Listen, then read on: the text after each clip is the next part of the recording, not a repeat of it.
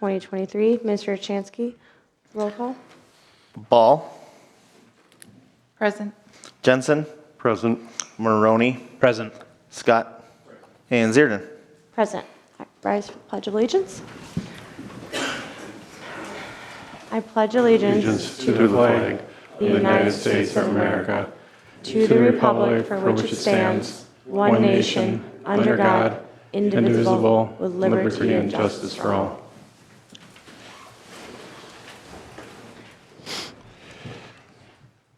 Right. Do I have an approval or amendment of tonight's agenda?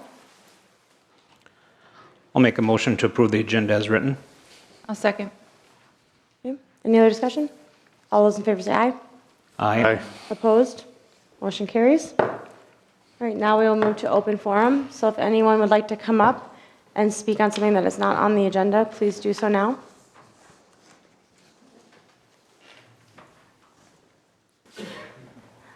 Diane Williams, Northwoods Lane. I do have a question. I don't want to talk about something on the agenda, but when items come up on the agenda and it says you can't speak about them. We addressed this. Yeah, because I'll tell you, many times I've left a meeting and received information after the meeting and realized I'd made a bad vote. So if you'll let people speak then? I do, yes, I do. I think But- that's great. Thank you. Yeah. It's all case by case too, but typically, yes. Anybody else? Yep, come on. Evening. Jason Gore from Scenic Overlook. I just want to speak on behalf of the Bushman Street project. Just say I and most of the people in my neighborhood I've talked to are very in favor of it. Hope the council's still deciding to go forward with it. I was working as a staff as Public Works Director when I was in Pequot, and I was with you guys for 2 years talking about it. So I think I know all the ins and outs and very in favor of that happening. I know there's a lot of competing interests right now, so I just want to keep it front and center and make sure you aren't hearing only negatives. I think there's a lot of positives, but just a significant investment you have in your infrastructure, I think that's pretty key as the only east-west connecting corridor, as the gateway to the businesses over on the gravel pits, for instance. It's obviously heavily used, and I think for safety, it's been talked about previously in those meetings, but your former police chief thought it would also relieve some of the safety concerns from 11 with the school there. So I tend to agree with that, and the additional shoulders would be a godsend for anybody that breaks down on that road right now. So I just want to say we're going to pay attention and keep coming to meetings and hope you guys are in favor of it too. So thank you. I have a question for you, actually. Sure. As far as some of the negative comments that you heard, have you had discussions with fellow residents about that? I heard some in the corridor in both cities, and basically it was their self-interest, and I could understand it.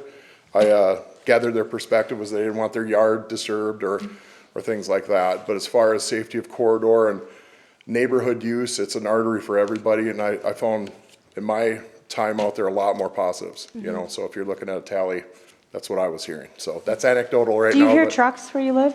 Oh, yeah. Okay. Yeah. Okay. And I think just shaving to the hills would be huge. My father-in-law, we moved in 19 years ago, and he rode bike down that road, and he told our family nobody's riding bike on there ever again. You know? I mean, it's a good way to I guess, take your risks. But I just think some of the things you're talking about are kind of neat. Improvement to buildings, community center. I'm in favor of a lot of that stuff. I just think infrastructure is not as glamorous, but it needs to be at the forefront, you know, and I think that's kind of key for you guys if you can hear that from us. So. Well, thank you. It's nice to hear something positive, so Yeah. I appreciate you There's coming a up. lot of us out there. We'll come when you guys are soliciting, we'll show up. Thank you so Thank much. you.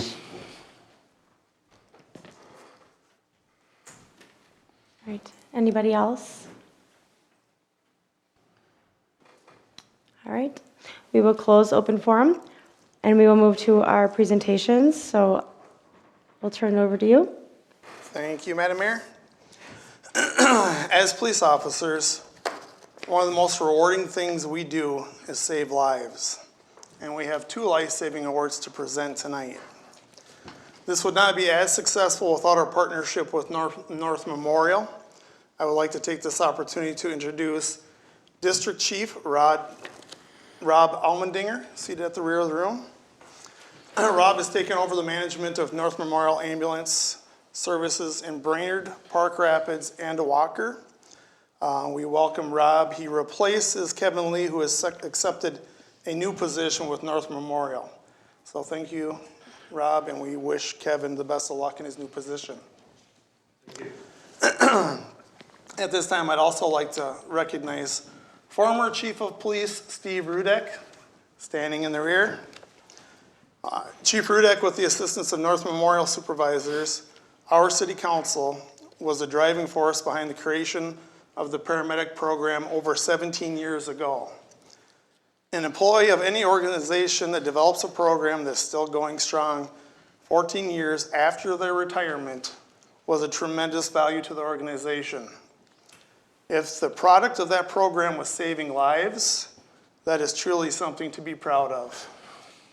On behalf of the City of Breezy Point and all the lives saved, I would like to present Chief Rudek with a certificate of recognition for the creation and adoption of the paramedic program. Steve, if you'd come over, please. Thank you, boss. Good job.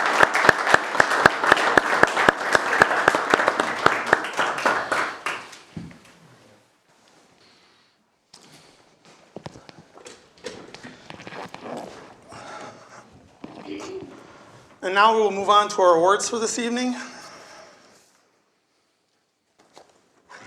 On October 1st, Officer Nicholas Salvavold assisted the Pequot Lakes Police Department with the cardiac arrest of a 53-year-old woman that took place at Lucky's Tavern.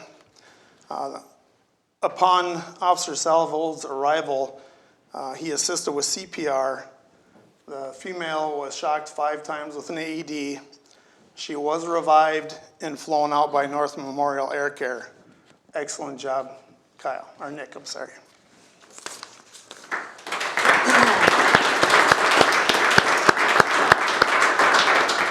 And for the second award, on October 16th, EMT officer Kyle Rustad, and we created an additional EMT position on our paramedic program because of the hiring of Officer Rustad. He assisted the Cross Lake Police Department with a 63-year-old male in cardiac arrest. Upon arrival, Officer Rustad monitored vitals. He administered medications, a more advanced level of care, and the patient was revived and once again flown out by North Memorial Air Care. Excellent job, Officer Rustad.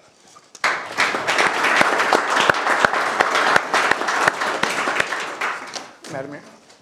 I just want to piggyback off of what was said. We are very proud of our law enforcement in the city of Breezy, and thank you guys for serving our community, and I'm excited to present these awards to you tonight. Officer Kyle Rustad. Right in front. In front. Over here. You're not getting that left picture. This means they get the photo bomb, huh?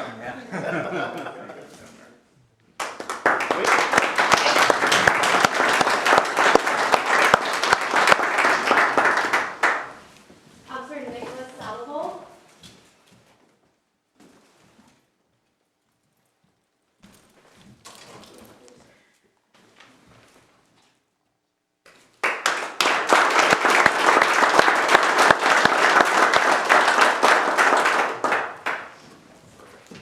So thank you again to all of you who have been a part of this department.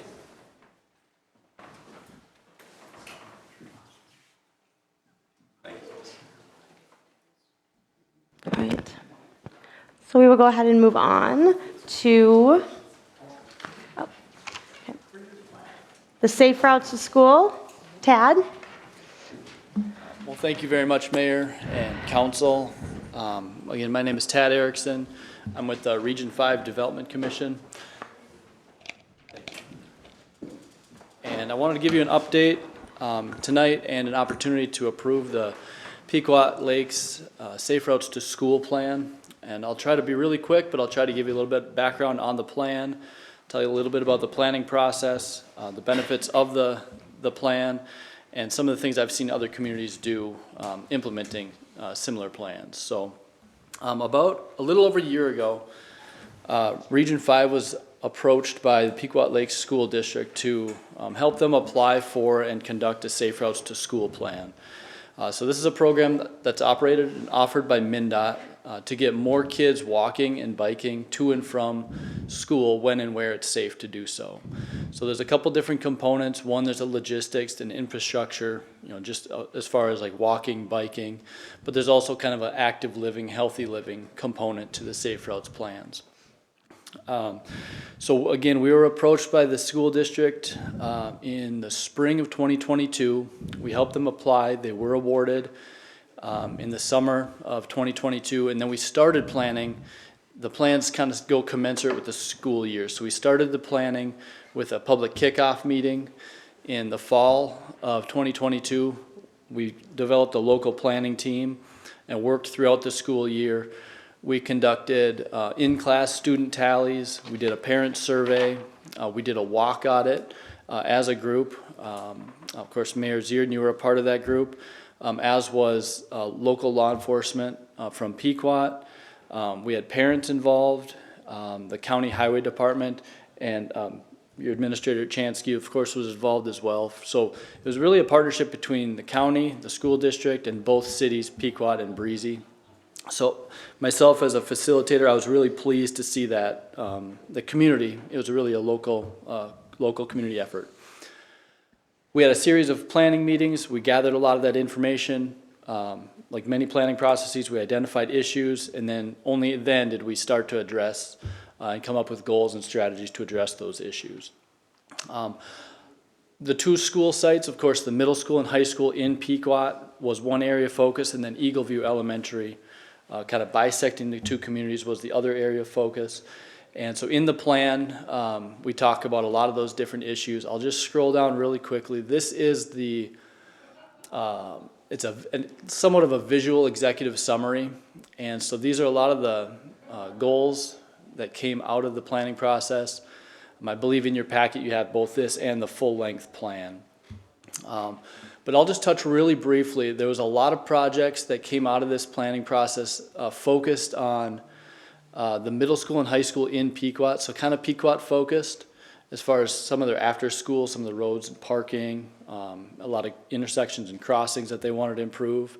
But the one, probably the biggest project that involves both communities is a potential trail, off-street trail along County Road 11. And so that was identified particularly in light of Eagleview. Again, bisecting the communities, and so a trail connecting those communities to the school made a lot of good sense, especially because there's a lot of students that aren't able to access the school, the very busy road, obviously, and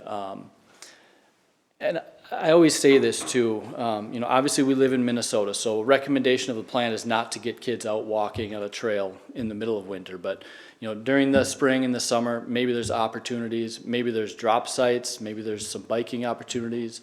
And I think there's also, just from not as much of a safety aspect, but just for a community development, maybe an economic development. I know there's a lot of businesses along that road as well, and a lot of residents too. So that was kind of the biggest project that I wanted to highlight as well, as it pertains to the city of Breezy Point.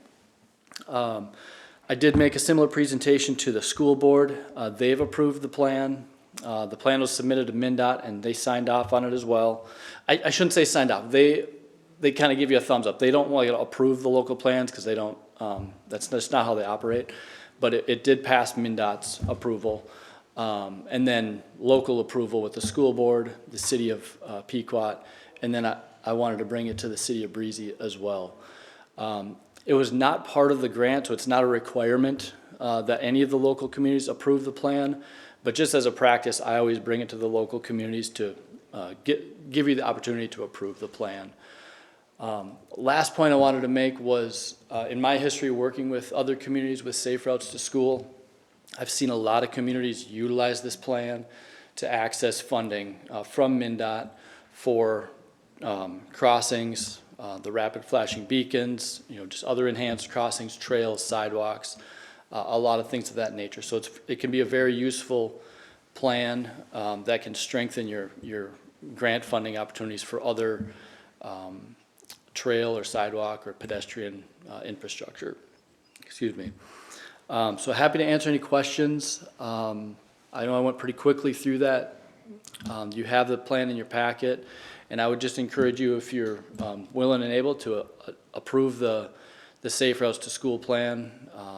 And again, I think we had a really good cross-section of both communities, and I was really encouraged by it. There's a very high-energy group that we had looking at it, and was really pleased with the outcome, so thank you.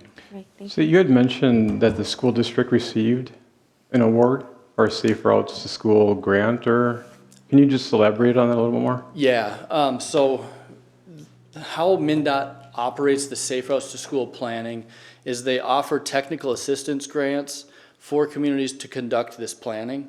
And so they applied to be one of the communities that could work with Region 5 to do this planning. And so it wasn't a financial grant that they received. Okay. It was, they got to have the plan, and so Region 5 worked with the community to do that. And Region 5 contracted with MnDOT to do the plan. Now that the plan is complete, there's other funding sources that communities could go after. Like one example is the Transportation Alternatives Program, also a MnDOT program. So that was the grant. It was a technical assistance grant, not like a financial grant. So clearly, I'm guessing the next steps would be then to further different elements of the plan as it's laid out. I noticed that it was kind of in priority order. Yeah.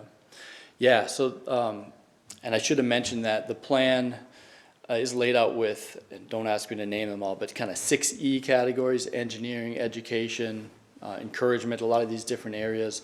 One being engineering, as I mentioned, for road, not roads, but trails and sidewalks. And yeah, that would be I guess my recommendation of what I've seen communities do is utilize the plan to then strengthen a application for funding for sidewalks or trails or things of that nature. And in fact, I mentioned that the Transportation Alternatives Program, I've seen a lot of communities be very successful using this to get funding through there. There's a question in the TA application that asks, is this plan specifically identified in a planning document? And having gone through this, a lot of these projects, we were intentional about including them in the plan. So that would strengthen an application right there. We did a parent survey. We had a local planning team. We did an in-class tally, as I mentioned. So that, that was a public engagement process on a lot of these too. So tools to help strengthen communities' applications for that. And I'll kind of follow up on that. So in December, right, we're going to be on the agenda presented to vote on the county moving forward with the grant application for the trail. Is that in December that we're going to be presented that? I Because believe they're going to have a resolution for the council to consider. so David and I met with Matt Calroos, who worked on this, and he's going to submit an application potentially, if we agree, for up to $800,000 for us to conduct, for us to design or engineer or construction for our trail if we decide to move forward with a paved trail in Breezy. So this is one aspect where we get to work with the county on that specific grant that could potentially give Breezy Point up to $800,000 for a paved trail. Well, again, thanks very much, and happy to answer any other questions. I'll leave I think David has my information if you ever want to reach out. So thanks very much. All right, thank you. Madam Mayor, members of the council, something the request still is that if the council be willing to make a motion to accept the Safe Routes to School plan. I'll make a motion to accept the Safe Routes to School plan. I'll second. All right, any other discussion? All those in favor say aye. Aye. Aye. Opposed? Motion carries. Thank you. All right. Sandy? Hi, Sandy Loglin, Ranchette Drive. I'm here to talk again about the community garden. I brought this to the council, the last council, so this is just kind of a refresher of what we brought to the last council. and hopes. And so it's just a basic plan. A lot of our planning came, I didn't know I was going to be on the board.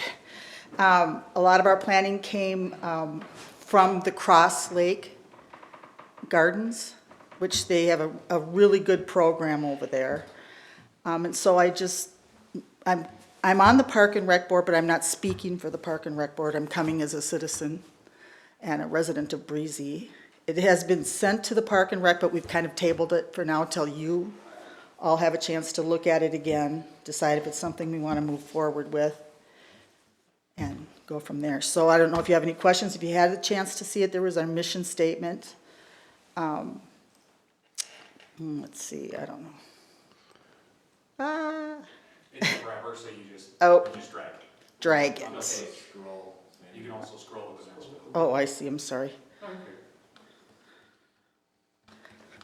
Okay. So this gets very wordy, and this was all based off, again, the Cross Lake guidelines of how they run their garden. So this is all subject to change. It's just an idea for you to look at and how the gardens are run over there. What we did is Joe Zierden had put together kind of one of our situations when we were looking at this plan before, and the possibility of the garden was water. That would be a big thing. Now, the proposal was that it would go over here in that long space that's kind of between the trees. So the plan was based off that area. Whether it could be there or not, I don't know. But one of the things was water, of course, for a garden. And Mr. Zierden had said that he felt that the water was there and could handle the area. And then really all of this is just, what a garden needs, what it would take to put one in. Our hope with this is that the council would approve it, designate some funding, but our hope is to go out and try to get grants and donations, fundraise, things like that, so that hopefully we can build this garden without any city money. That would be my hope. And so this is, I guess you just have to look at it and, see what you think about it. I think we're one of the only cities, I know Pequot doesn't have a city community garden, but most communities around here do. And Cross Lake is now looking at their third addition to their garden because there is such a call for it. I think it'd be a really great addition to this community, way to bring people together, help us be more sustainable. We could do a lot of things around this garden, classes, things like that. So if you have any questions. Do you want to run through how you think it would operate as far as like the operations of it, just kind of like how it would work? Just run through. Well, I know Cross Lake has their community center, and so it's run through their community center. I had offered, when this first was going through, that for a few years, that I would head it up, and volunteer my time to run it. We could do it through the city or whatever, but the city would maintain it. Gardeners are all people who would be involved. They just don't show up usually. So, we'd have community involvement. I would absolutely volunteer to, spearhead this thing and run it for a few years until we can figure the whole thing out and take the next step. Yeah. I don't know if you have any other questions. I have a question, Sandy. Yeah. I know you're speaking as a resident, Yes. but also being on Parks and Rec, and you're redoing the master plan, has there been any talk by the Parks and Recs Committee of incorporating a community garden into the master plan? We have talked about that. We're working on our plan right now, and I think at our next meeting is when we're going over our, hopes and dreams for Parks and Rec in the future. And that is one of the things that several of us are interested in adding, definitely. So we're just at that planning stage now. Okay, That'll be the thank you. next workshop that we do. Yeah. Any other questions? So I'm gathering the overall goal of this community garden is for people in part to understand what it means to be sustainable, grow your own food. And, you know, Right. it really does bring the community together. You know, people become friends, they grow their own food, food goes, they donate, Cross Lake as an example, they give food away. People grow so much food that they have a stand that they give it away, or the food shelf will take it. You know, so we could benefit, you know, the local food shelf as well. Especially the plan that's here, I think is, if I remember right, is like 40 plots, which is a lot of food. That's a lot of food for people, you know, and it just is a camaraderie thing. It really does bring people together.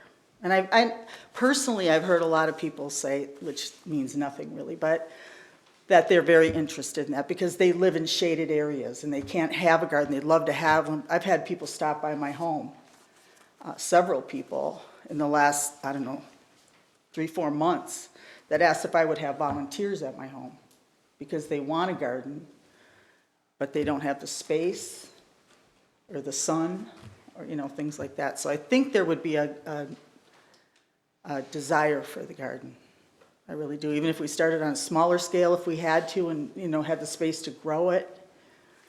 But there would be a, From a sustainability standpoint, can you let us know it's rented, right? You Yes. pay to rent it for that season? right. And then And- within the guidelines, you have to follow, you know, certain rules, like if you don't weed, you have to use organic methods. And Gail Arns and I have talked about how we could have classes to help people. You know, I would help arrange those classes with gardeners to teach people how to garden. And I know that there are people that stop by my home, there are a lot of children involved, that they want their kids to be involved. So yeah, you charge per plot, and then if they all don't get rented, then you can, a lot of people take second plots. And, yeah, so it helps with the, you know, for some costs, you know, it's not a lot, but, you know. In your plan, do you have the financials for what that looks like from a? Well, we did, Joe, you had one from last year, remember? I think Joe has it. I didn't Okay. have it in this Okay. packet, but I don't know if you still have it. Not on hand, but I can dig it up. Yeah. Yeah, I was just curious if you. Essentially, based on her plan, it was $20,000 to $50,000, and that was a high look at it. That's not specifying. Oh, you know, that was looking at expensive options. If we'd get serious, we'd have a better number. Okay. But I'd be real comfortable something could be in that window, no problem. I know that after he had done that plan, I had spent some time and called different places about donation and things like that, and there's a lot of avenues that we could go down, mulch and all those kinds of things, which cost really thousands of dollars sometimes, that we can get for free, you know, things like that. So there's lots of options to make this not a difficult thing for the city as far as maintaining it financially, I think. And Region 5 has opportunities for grant funding as well. Okay. And I did get some information that I will be sharing Okay. with that'd you be guys. great. That'd be great. Yeah, so that's it. If you have any other questions? Is there somebody from Cross Lake that's involved with the gardens that we could either reach out to and have more discussions about? I guess I'm not really that familiar Yeah, with Cross Lakes and how it functions, I or, can absolutely reach out to them. And would you like them here? or- well, that's what I'm wondering. Is it something that would be worthwhile having them come, maybe along at that time with the information that Joe has, and we can Yeah. just start to develop more of a kind of overall understanding of what it is, how well has it been working in Cross Lake? For sure, I'm sure know. we could get that. Yeah. And then I also know that Pine River has a community garden, and I've reached out to them, and they've been really helpful. So I could probably get them as well. But I'm, you know, Yeah, we would love to have Crestlake. I think that's a great idea. Have them come and present to us and just kind of give us, the information on Yeah. how they got started and how that looks now and why they're expanding and what benefits they've seen. I think that would help out a lot. Okay, I can reach out to them and get back I to you. agree, it's a good idea. Do we want that back to the city council or in front of the Parks Board? Because I know this started in it started in council, went to Parks. So is that a topic that the council wants to address before Parks or in concurrent or Yeah, I would like to hear a presentation Okay. at the I know Parks that meeting, we've or had that's what some I'm confused here. about? Okay. We've had some question because, we take the direction from you. Right, So we talk about it, but then it still has to come back to you. So right. to say if we can move ahead, the whole. We're working through a process The to whole try to, government that thing. we're trying to work through that process to Yeah. make that a better, more efficient Yeah. process on how you guys do your planning and your work and your decisions and how that kind of flows between us. So it's a work in progress. Yes, right. So, Right. Okay, well, I'll speak with them and get back to you. Thanks for listening. Thank you. thank you. All right, so we will move on to consent agenda. Do I have an approval or amendment to the consent agenda tonight?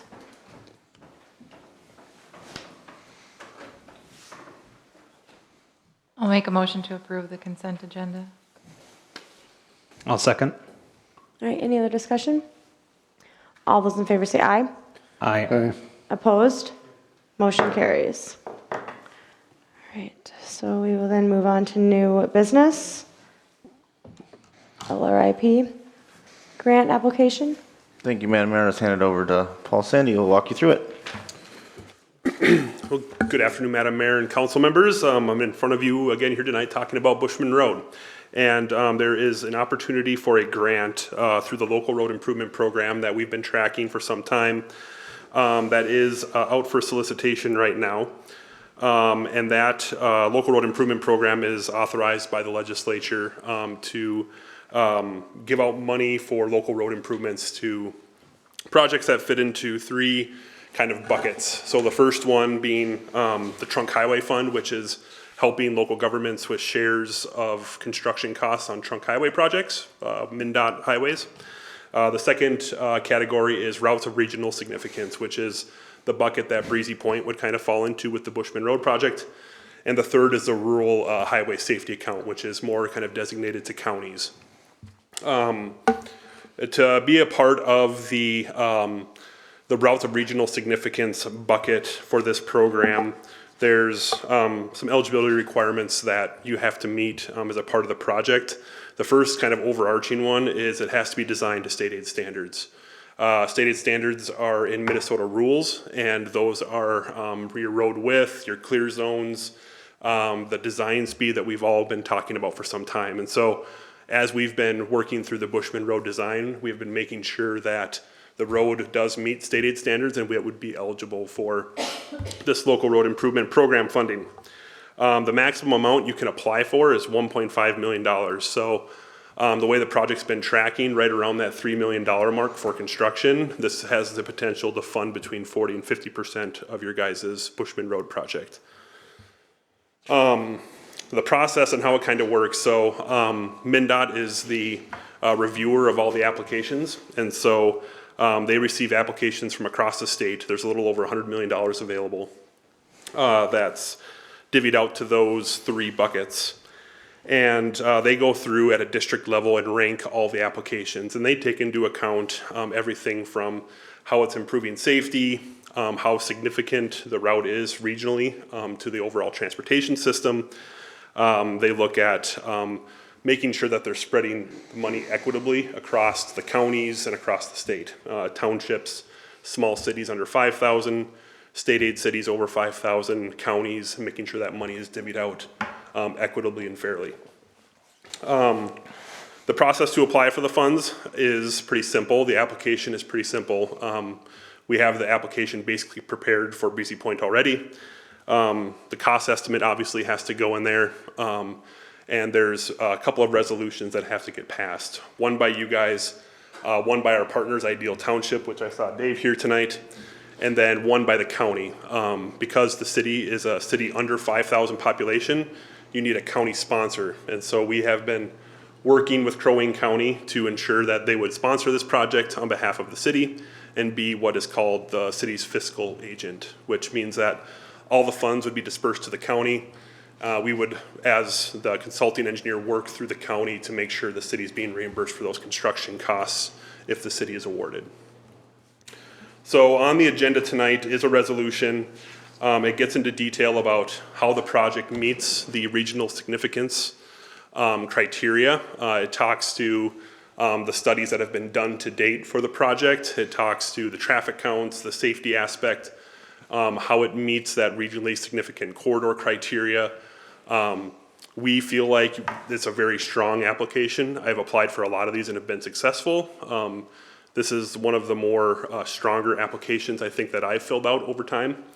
And so if the council is willing tonight to take a look at that resolution, Dave and I were planning to attend the Ideal Township Board meeting to have them adopt the same resolution, and then the county is on board to get theirs at their meeting at the end of November here for the submission date in December 8th. So that resolution is in front of you tonight. If there's any question about the grant program, the resolution, or what we have going on here, I'm certainly available to answer any of those right now. What do you have any questions? More of my concerns, and it really gets back to very early on in this process, was taking a road that we all realize has issues and needs to be improved, but not going to the full-blown state aid standard. I just cannot envision a road such as Bushman being constructed to full-blown state aid standards, in part because I don't really think it's needed.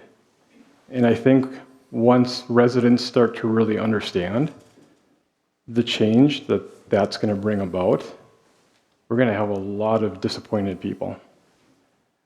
I'd be curious to know what is Bushman currently classified as? Is it a collector?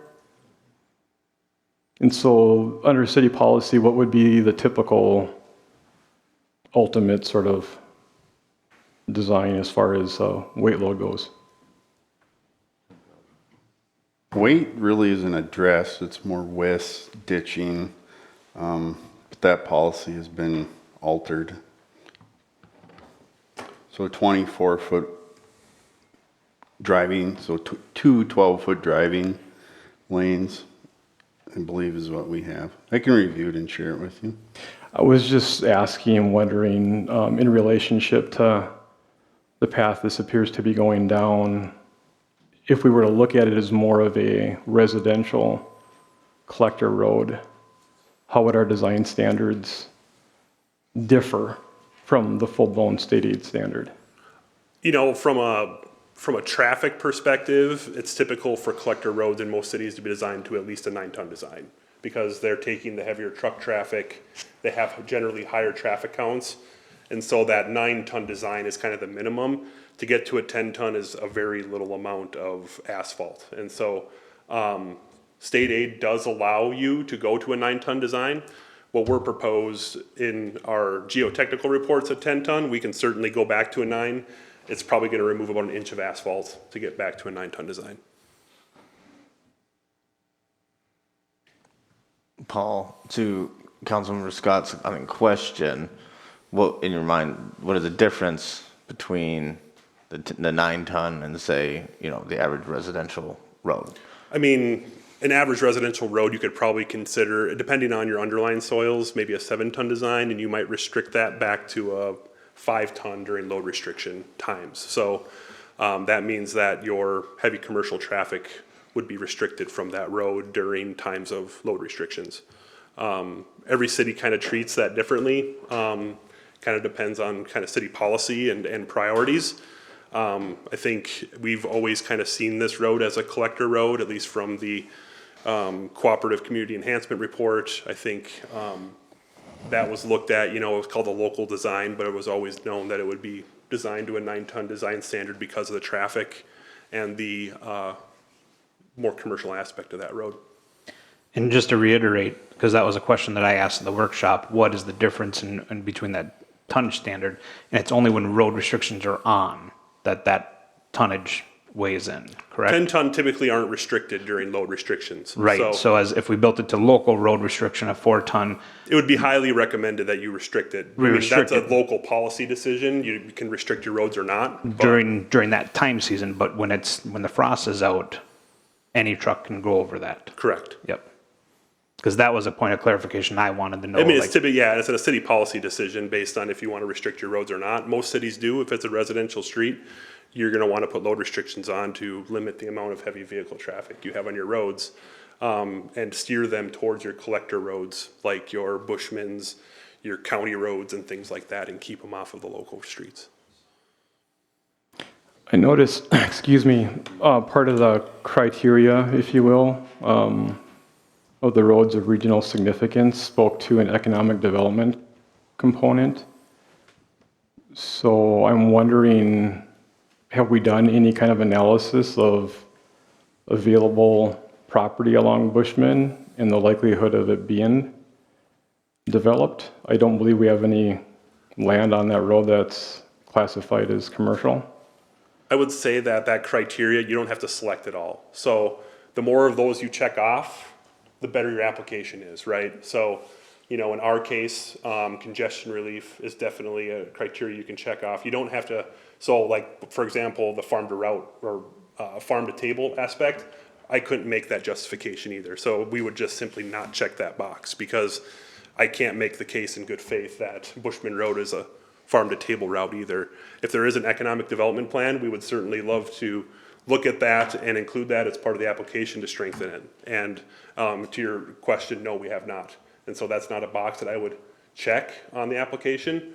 But if there was a plan that mentioned Bushman Road as an economic development driver and improving that would help economic development in the area, then we could check that box and explain that in the application.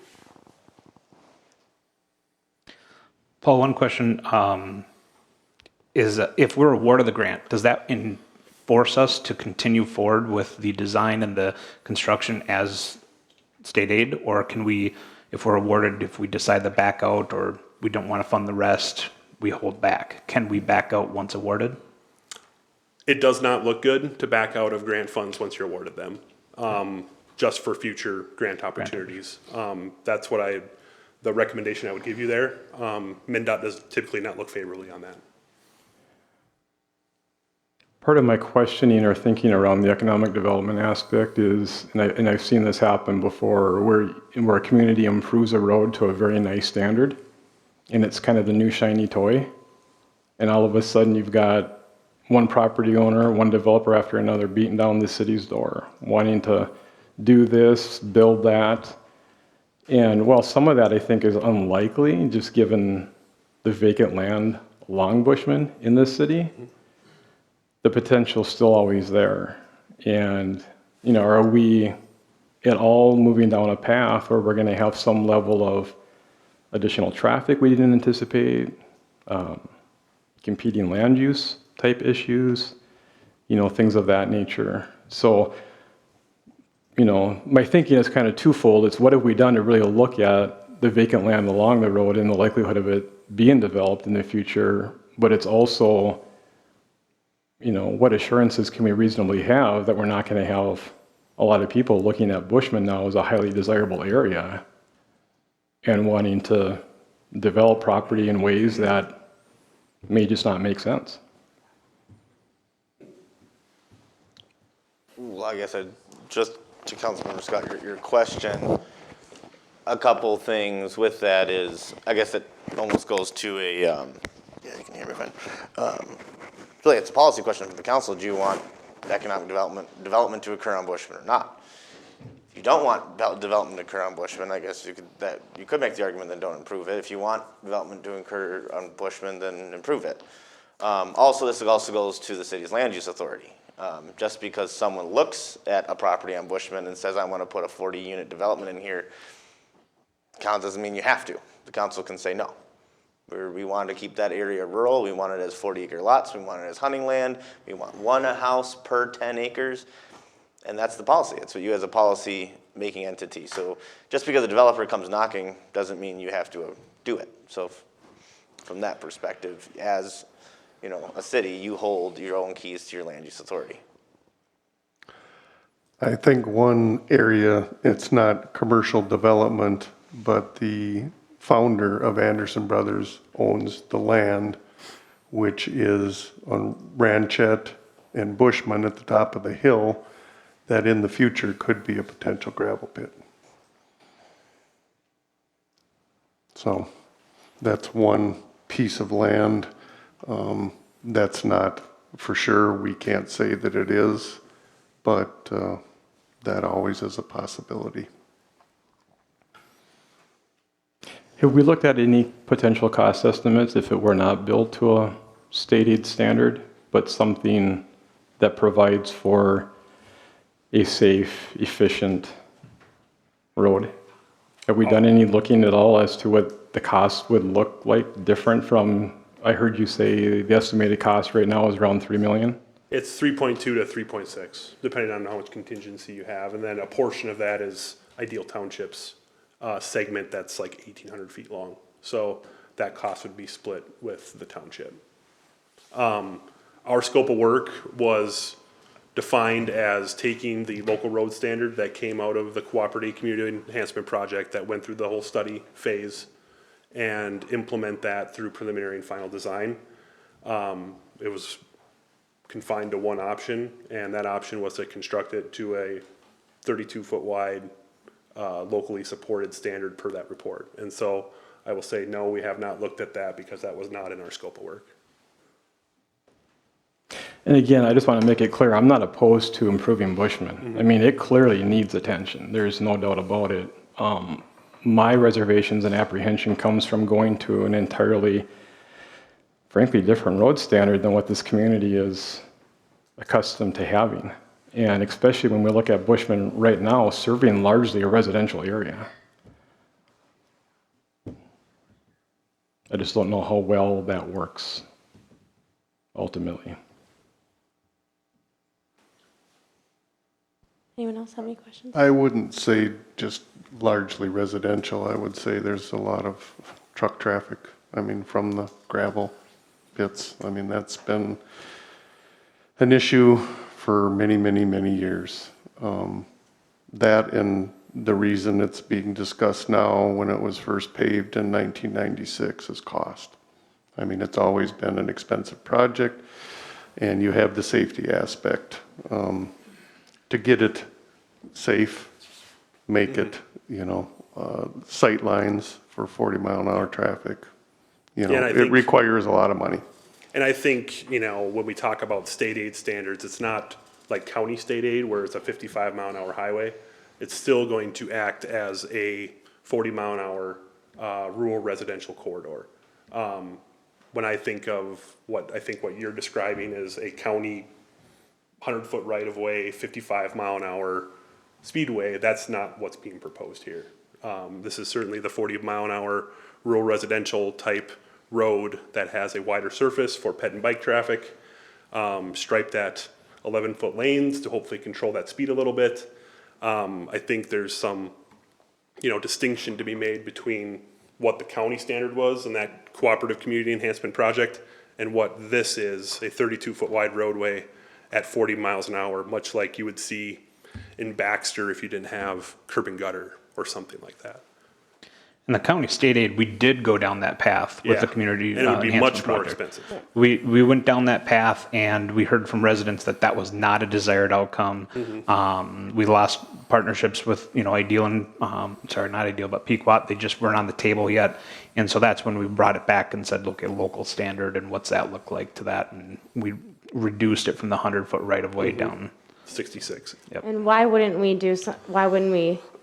build that road to a higher standard that then would allow us to get a grant, a $1.5 million grant? I mean, that's a lot of money, and we get a higher standard road. I think that sounds like a really good plan as far as at least offsetting a lot of costs for a road that's going to last a lot longer. And the township is on board with the current design and costs I and? was going to invite Dave up actually after you, because I know that I would like you to say a couple things. As soon as you're done with Paul. Yeah, as soon as you're done, Paul. We've been keeping Dave in the loop as we've gone through with you guys, and we've Yes. attended one meeting and things, and Dave's been supportive of the project thus far and what we've provided them, and I think they'll continue to be a supporter. If by chance the township does not approve this resolution, does it still get applied for? Yeah, then we would just apply to your segment. To our So, segment. you know, we have the project split up. I think it's 1,800 feet on the west end that is shared. So should they back out? Yeah. We it can would still just apply lower. for the Yeah, grant? Okay. Correct. I have no other questions. And it looks like the grant doesn't cover the entirety of the cost. I mean, I noticed that like engineering and different Yeah, elements like just that are not. construction. Yep. It's just the construction. Yep, and it can be up to 100% of construction, as long as it's designed to a state aid standard. Municipal state aid standard, I should say. All right. Any more questions? All right, thank you. Thanks. All yours, Dave. I want to make a note too, so kind of what you said, you know, we had looked for partnerships in this before, and when we didn't build it to a certain standard, if we were going to build it to a certain standard, we wouldn't have those partnerships. I would like for you to share what you guys plan to do, and if for some reason we choose a certain path, would you guys still be on board, or is there a time when you would say, no, I don't want to do it that specific way? So if you can. All right. I'm Dave Peterson from Ideal Township. I'm chairman of the board there for the Board of Supervisors. So I came here tonight to encourage you to pass this resolution. Ideal Township is definitely in favor of this. All three supervisors are in favor of this. I'm not sure about you guys, listening to you guys talk about it tonight. We're not in favor of going forward with this thing and have somebody back out again. We did this 3 years ago. If you guys are not moving forward, we're going to pull out now because we don't want to waste any more money on studying this stuff. We've done this before. All right, we're ready to fix the road. It makes no sense to build it to anything less than a 9-ton standard. 10-ton would be better. Anything less than 9 tons, you're going to be repairing it more frequently. And I may be wrong, but Paul maybe can back me up on this, but if you were to build this road today, you could not build Bushman the way it sits now because it didn't meet the safety standards, the clearway standards, or anything like that. So it makes no sense not to do it this way. And anytime you can get $1.5 million free to fix this road, you'd be foolish not to do that. So what do we plan to do? Well, on our end of it, I think it's the last 2,800 feet that we share with you guys. We'll build it to the same standard you guys are going to go on. So we're relying on you to decide what to do. All right, so whatever you do, we're going to do. After that, there's a section that goes all the way to Nelson. It's going to be a little bit different, but it'll be the same width, and we're going to do gravel shoulders. We're not going to pave the shoulders on our section there. And then what happens with Nelson after that, we're going to have to work with Pequot, and we don't know what they're going to do. So, but that's what our intent is. All right, so please pass this resolution. Let's get this road fixed. Any questions for Dave? None for me. All right, thank you. Thank you. Thank you. All right, do I have a motion to pass this resolution? I'll make a motion to pass Resolution 15-2023. I'll second. All right, any other discussion?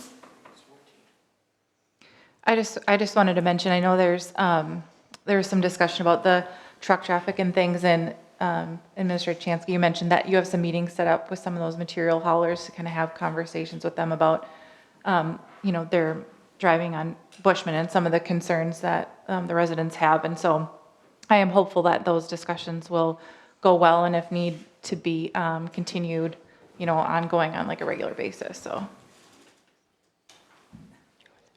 All right, any other discussion? All right, all those in favor say aye. Aye. Aye. Opposed? Aye. Motion carries. All right. Do you have? Can I just say something? Yes, come up. No, come up, state your name and address quick. I know you live right there, so go ahead, quickly. I'm in favor of Bushman getting repaired, it's not that. But I don't know if people really, if you really realize the semis that come through there that aren't supposed to, but they're using it as the cutoff. So I don't know if a stronger road is gonna pick up that traffic. And so it's just something to keep in mind. All right. It's pretty heavy and it's late at night. Thank you. All right, so we will go ahead and move on to the ladder truck purchase. Mr. Jansky? Thank you, Madam Mayor. So earlier this year, the Pequot Lakes Fire District Board, Joint Powers Board approved the new capital improvement plan for the district. That draft was initially presented to this council back in June. And this was something that they, after the board got the fire district up and running last year, this was really their first main project, was to get the CIP done. It's really actually, the CIP was one of the impetus to actually even the creation of the district. And so that CIP was created and approved, and then the costs to implement that CIP were then integrated into service contracts starting in 2024, and we've already also, as a result, included that in our preliminary 2024 budget. The first item in that CIP was identified to be a ladder truck. Where this really came from is as Chief Schwankel has come in since December, became the fire chief, started to evaluate the district, the two communities, specifically Breezy Point and Pequot Lakes, not even mentioning the other contract communities. One of the items that was identified is that there are structures in both Breezy Point and Pequot Lakes that the fire district currently doesn't have the ability to adequately provide protection for because they are taller than they can reach with a ground ladder. This became even more of a concern as Pequot had I think it was a hotel development be proposed in the 45, I think, foot, 4-story building. And I think the longest ground ladder, he says they've got is about 30 feet. And he said once you angle that now, so it's 30 feet straight up in the air, don't angle it, now it's only 24 or 25 feet. So there's a concern there, and that affects things like ISO ratings, and again, just their ability to protect those larger buildings that we currently have, as well as larger buildings in the future. You know, one of those they even identified here in Breezy Point is, for example, some of the resort properties. They wouldn't be able to adequately get water on top of those buildings if they had to. So they identified that a ladder truck should be the first item in that CIP. By also purchasing this ladder truck, Chief Schwankel identified that they would actually be able to replace both a fire engine and a tender. So we're essentially replacing two pieces of apparatus with one in the future. And so initially the district, the Joint Powers Board decided to move forward with that, and the idea was over the next few months, this was back in August, that Chief Schwankel was going to create some spec sheets, and then they go and order a truck with the idea of trucks are generally 18 to 24 months out. Well, while he was doing that, it came up that there was what they call a demo truck, pretty much a truck that was being produced that they then would take to shows and then sell. That became available. Chief Schwankel looked at it. The spec sheet hit everything that they were looking for, and also did not have any of the bells and whistles. So that was the other big thing he checked to make sure it doesn't include any bells and whistles that the district would not need. And it checked all those boxes. And ultimately came in at a price of $1,409,470. Well, that might seem like a lot for a single piece of equipment, because it is.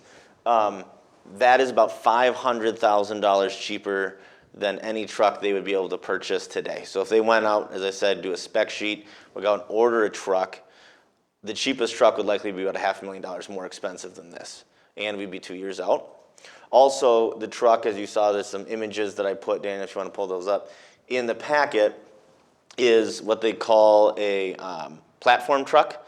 So if you get down to when Daniel pulls up the image, you'll see there's essentially a bucket on the front that firefighters can stand in versus what they call a stick truck, where it's just a ladder end. So when we say 1.9 million, so $500,000, probably more than this, that would get us a stick truck.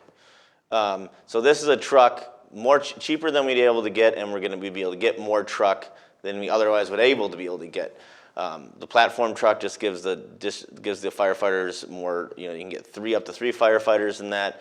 It's safer for them. It's easier to fight fires. Also, if you're trying to rescue people from a building, it's a lot easier to get them to get into a basket than it is them to get on a ladder and then crawl down the ladder.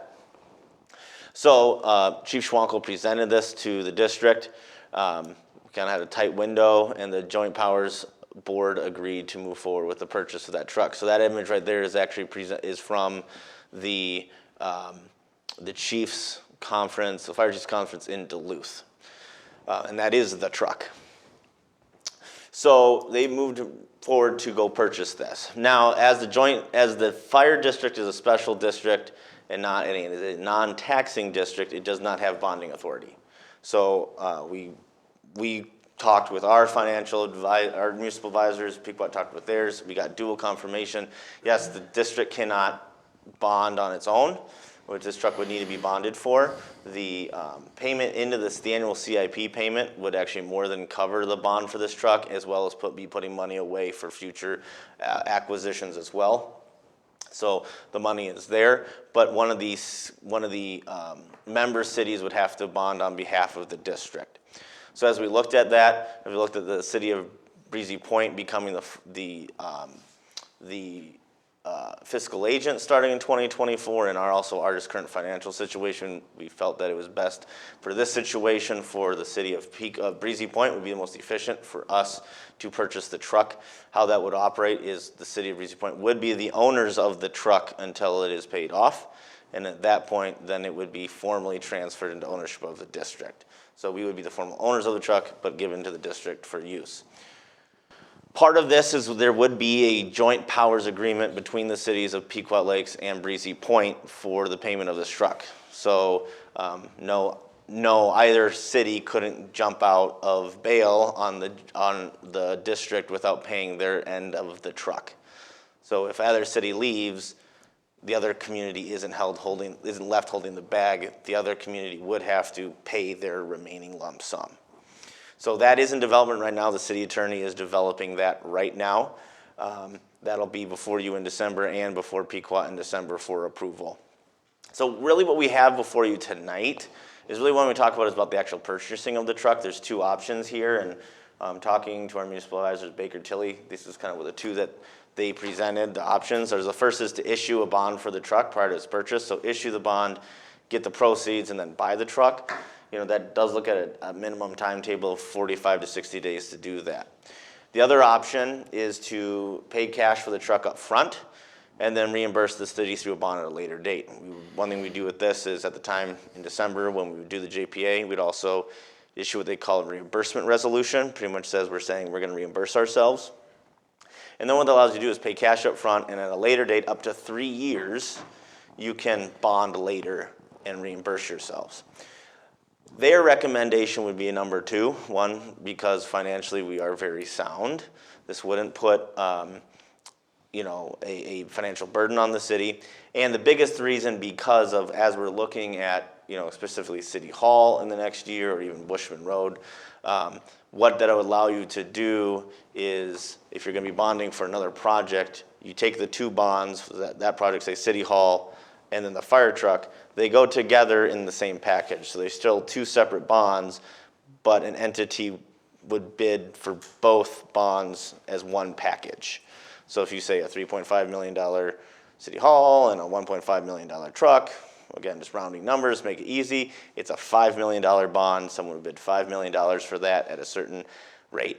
By doing that, the higher the number that bond is, the more attractive it is. So hopefully you get better interest rates. So that's the idea there is if you know you're going to bond soon, say within the year, maybe wait and then packages it with another project so you get a better interest rate and better bond rates.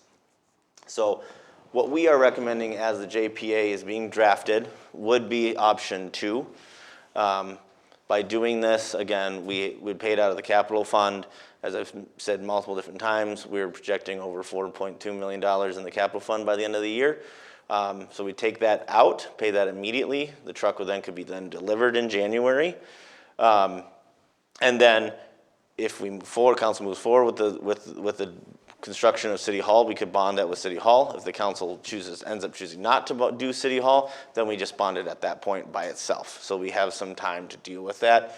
Would not put the city in any financial strain whatsoever to do that if, within that 6-month period or whatever it is in 2024. The reason we're looking kind of in that direction now, so we can kind of be looking at that process, especially if you want to bond up front, we would kind of need to get that process going so we could get that truck delivered at the beginning of the year. And then also, if the city attorney wants to include any of that information in the JPA, that would be helpful as well. So that's kind of where we are tonight. We're just looking, again, we are recommending paying up front and then reimbursing the city through a bond at a later date in 2024. So with that, I'll take any, and then also, obviously, Mayor Zierden is the chair of the Joint Powers Board. Councilmember Ball's on that as well. So any comments you ladies have on that, maybe the process, they can speak to it as well. But otherwise, I'll take any questions the council has. Yeah, I mean, I think we've talked about the purchase. I think it's a really good idea. I think one thing we did discuss about bonding is that, with the understanding that Breezy Point may be bonding for this item, but if there's any future items, then that burden would be shared with Pequot. So we wouldn't be sort of doing this every single time. Just a question quick on we wouldn't be the ones bonding every single time. Yeah, I think one of the things that the Joint Powers Board discussed is that it wouldn't be, maybe Breezy takes this equipment, the next time it's time to purchase, if a bond is required, then it's on Pequot that time. And it's not just Breezy always bearing that burden because we would be using our bonding authority, which we do have plenty of. So that was the other thing that Baker Tilly looked at from a equipment bond perspective.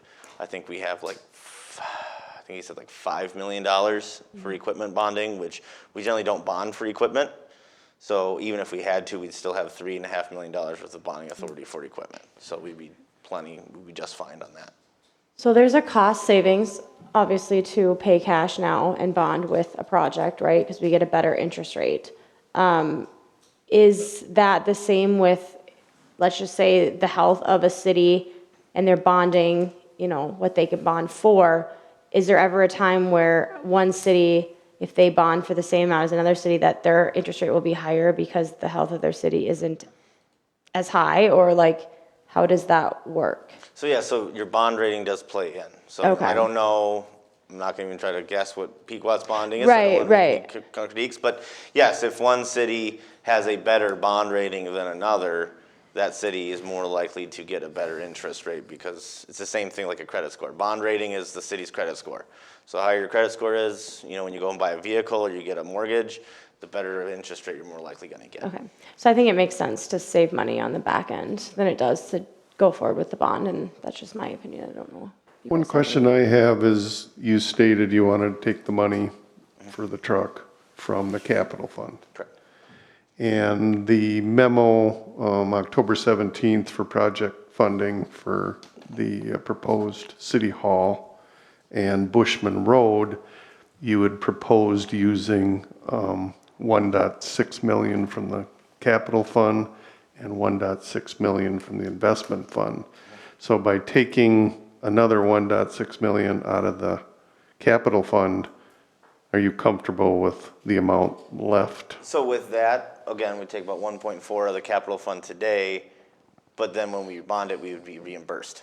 So Okay, that so 1.4 would be straight back. So if we took 1.4 million out of the capital fund in January and then we do a bond in June, that 1.4 million goes right back in. So it's that short time span? Yeah, Right. it's literally just Okay. until, we're just cutting it out until the council, pretty much we're waiting get the final answer on City Hall, and then if we're gonna move forward with City Hall, we'll bond them, package them together, get reimbursed. If you don't, that time, my recommendation is, well, then let's just move forward and bond the truck and get our money back. And the potential is a lower interest rate too, potentially. I mean, that's the talks, is that they could potentially go down next year. So by waiting, then there's that potential as well, which could be. So regardless, the recommendation will be a bond, just whether or not it's now or. Yeah, pretty much, So- we're gonna bond for the equipment, because how we're intending the JPA to work is to keep so we don't mess up how the payment structure is working to the district, is that each, Breezy Point and Pequot would pay their annual contribution into the district, and the district would just turn around and pay the annual bond payment back to the city, just so that we don't have to mess with the payment structure. So that's the intention of how to make it work. Thank you. Any other questions? Do you know, is there a certain amount of time after you pay for specifically a piece of equipment with cash that you're required to bond for it? 3. If we do the reimbursement resolution, which is what we would do at the time we do the JPA next month, you have 3 years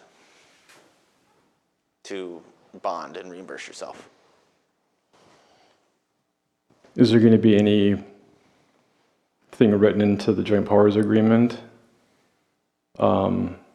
Should Breezy decide to not bond for it, that I'm just wondering, are the other entities going to pay any kind of interest? Because essentially they've been making payments to the city of Breezy. As in if we just paid cash and you just said pay us back? If that's that, I will say that is a third option. We don't bond at all for it, and we could put that in the JPA and say we don't desire to bond for it, but we want 2.5% interest. I'm just throwing it out there as, should that be an option on the table? Because we don't know a year, 2, 3 years from now what the interest rates on bonds are going to be like. Mm-hmm.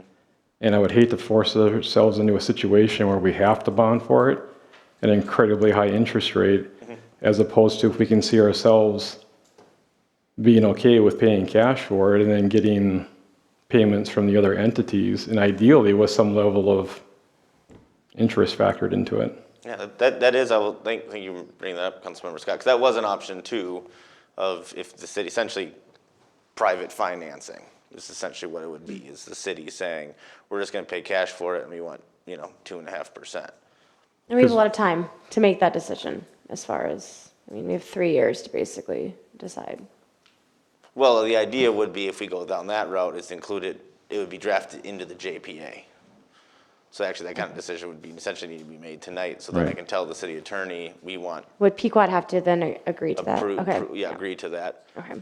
But that's always something we can, if that's something you're interested in, we can draft in the JPA and get Pequot's, feedback. Again, I think the intention would be everyone just pays in, and then it'd be the same process. Everyone pays in their annual capital contribution, and then the district cuts the annual check to the city. And then, if you picked a percentage that you wanted to be at and fund it privately, then we would just, as part of that JPA, there would be an amortization schedule. It says, this is the annual. You could also then pick the, with this situation, we're talking about a 10-year bond. So equipment's a 10-year bond. Did I say 10-year? Or did I say 15? It should be 10-year. 10-year bond for equipment. Yeah, I did say 10-year.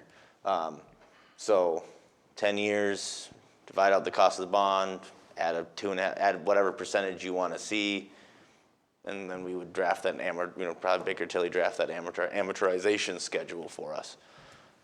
Because Breezy Point is the fiscal agent for the fire district, are we not? We are.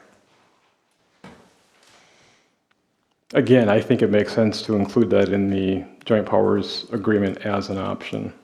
Certainly nothing that we are going to for sure move forward with, but if economic conditions are just right and the interest rates are high enough, it makes no sense to bond for it. So Councilmember Scott, can I clarify, what you're looking at is in the JPA, kind of leaving the city open to decide how it wants to do it? Versus saying in that JPA, saying we are going to bond this, we're going to do this privately? I'm just trying to clarify. Yeah, I like the idea of giving an option. Okay. And there's nothing certainly saying that we couldn't engage the city of Pequot and the other parties in the agreement on what that decision would be closer to that time. Okay. So, but in that situation, we are still, just to summarize, paying cash up front. That would be in that situation, we're just paying cash up front versus bonding and then just paying it for it. Right. So cash up front, it's a 10-year payback, you're not getting reimbursed. In that situation, Correct, if we did cash Yeah. up front and then did the, Yeah. kind of the private We financing situation. wouldn't be able to it would replenish, right? Immediately. Correct. So it'd be like a long-term versus short-term aspect to it. It leaves the option, but, Can the JPA be drafted that way that we have an option that we can I can either? talk to the city attorney, I don't see why that'd be a problem, to say the city may choose which way it wants to go. Either way, the Pequot is going to pay its contribution, and then the district's gonna cut that check. So what I'm hearing is that it sounds like the council's on board with paying cash up front, and whether or not we bond for it within a closer amount of time or within amount of time, or we become the private, Actually, the lien holder. lien holder. Okay, and I knew I was looking for one of those. And so as long as the JPA can be worded that way, option 2 would be the option, but it's just whether or not we bond or be the credit holder. Do you want that in the form of a yeah. motion? I would prefer. Make that motion. Okay. So pay cash up front, but include language in the JPA that allows the city to either bond at a future date or be such a private lien holder.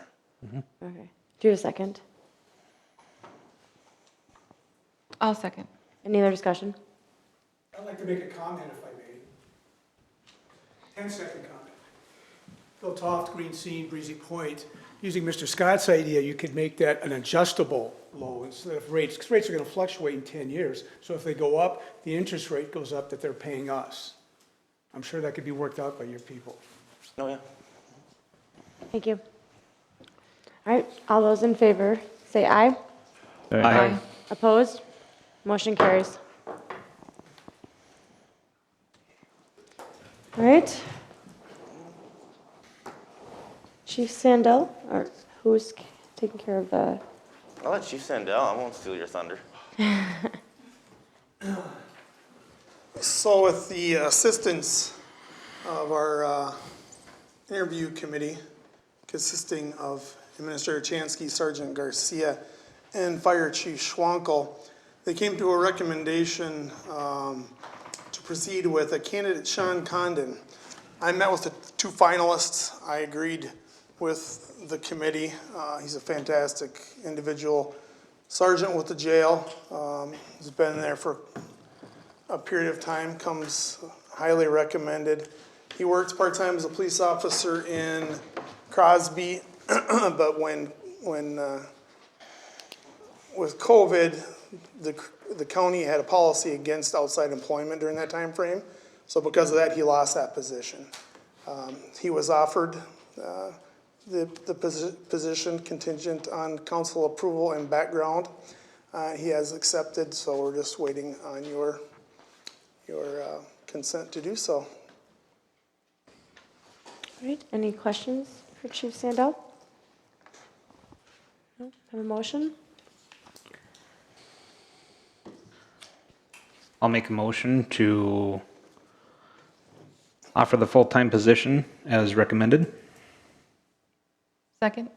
Okay, any other discussion? Congratulations. Thank you. Yes. All those in favor say aye. Aye. Opposed? Motion carries. All right, we'll move on to the approval of the budget software. Mr. Chansky? Thank you, Madam Mayor. So this next item is something that actually was brought up as part of the budget process. I first brought it up on August 1st during our budget kickoff meeting. We talked about the idea of bringing in software that really does 2 things. It's budget development management, but also transparency. The council seemed supportive of that. Then we is at the preliminary budget workshop on August 15th, and then in September, when the preliminary budget was adopted, we included the cost for this in the budget. So the software that we're proposing tonight is called Questica.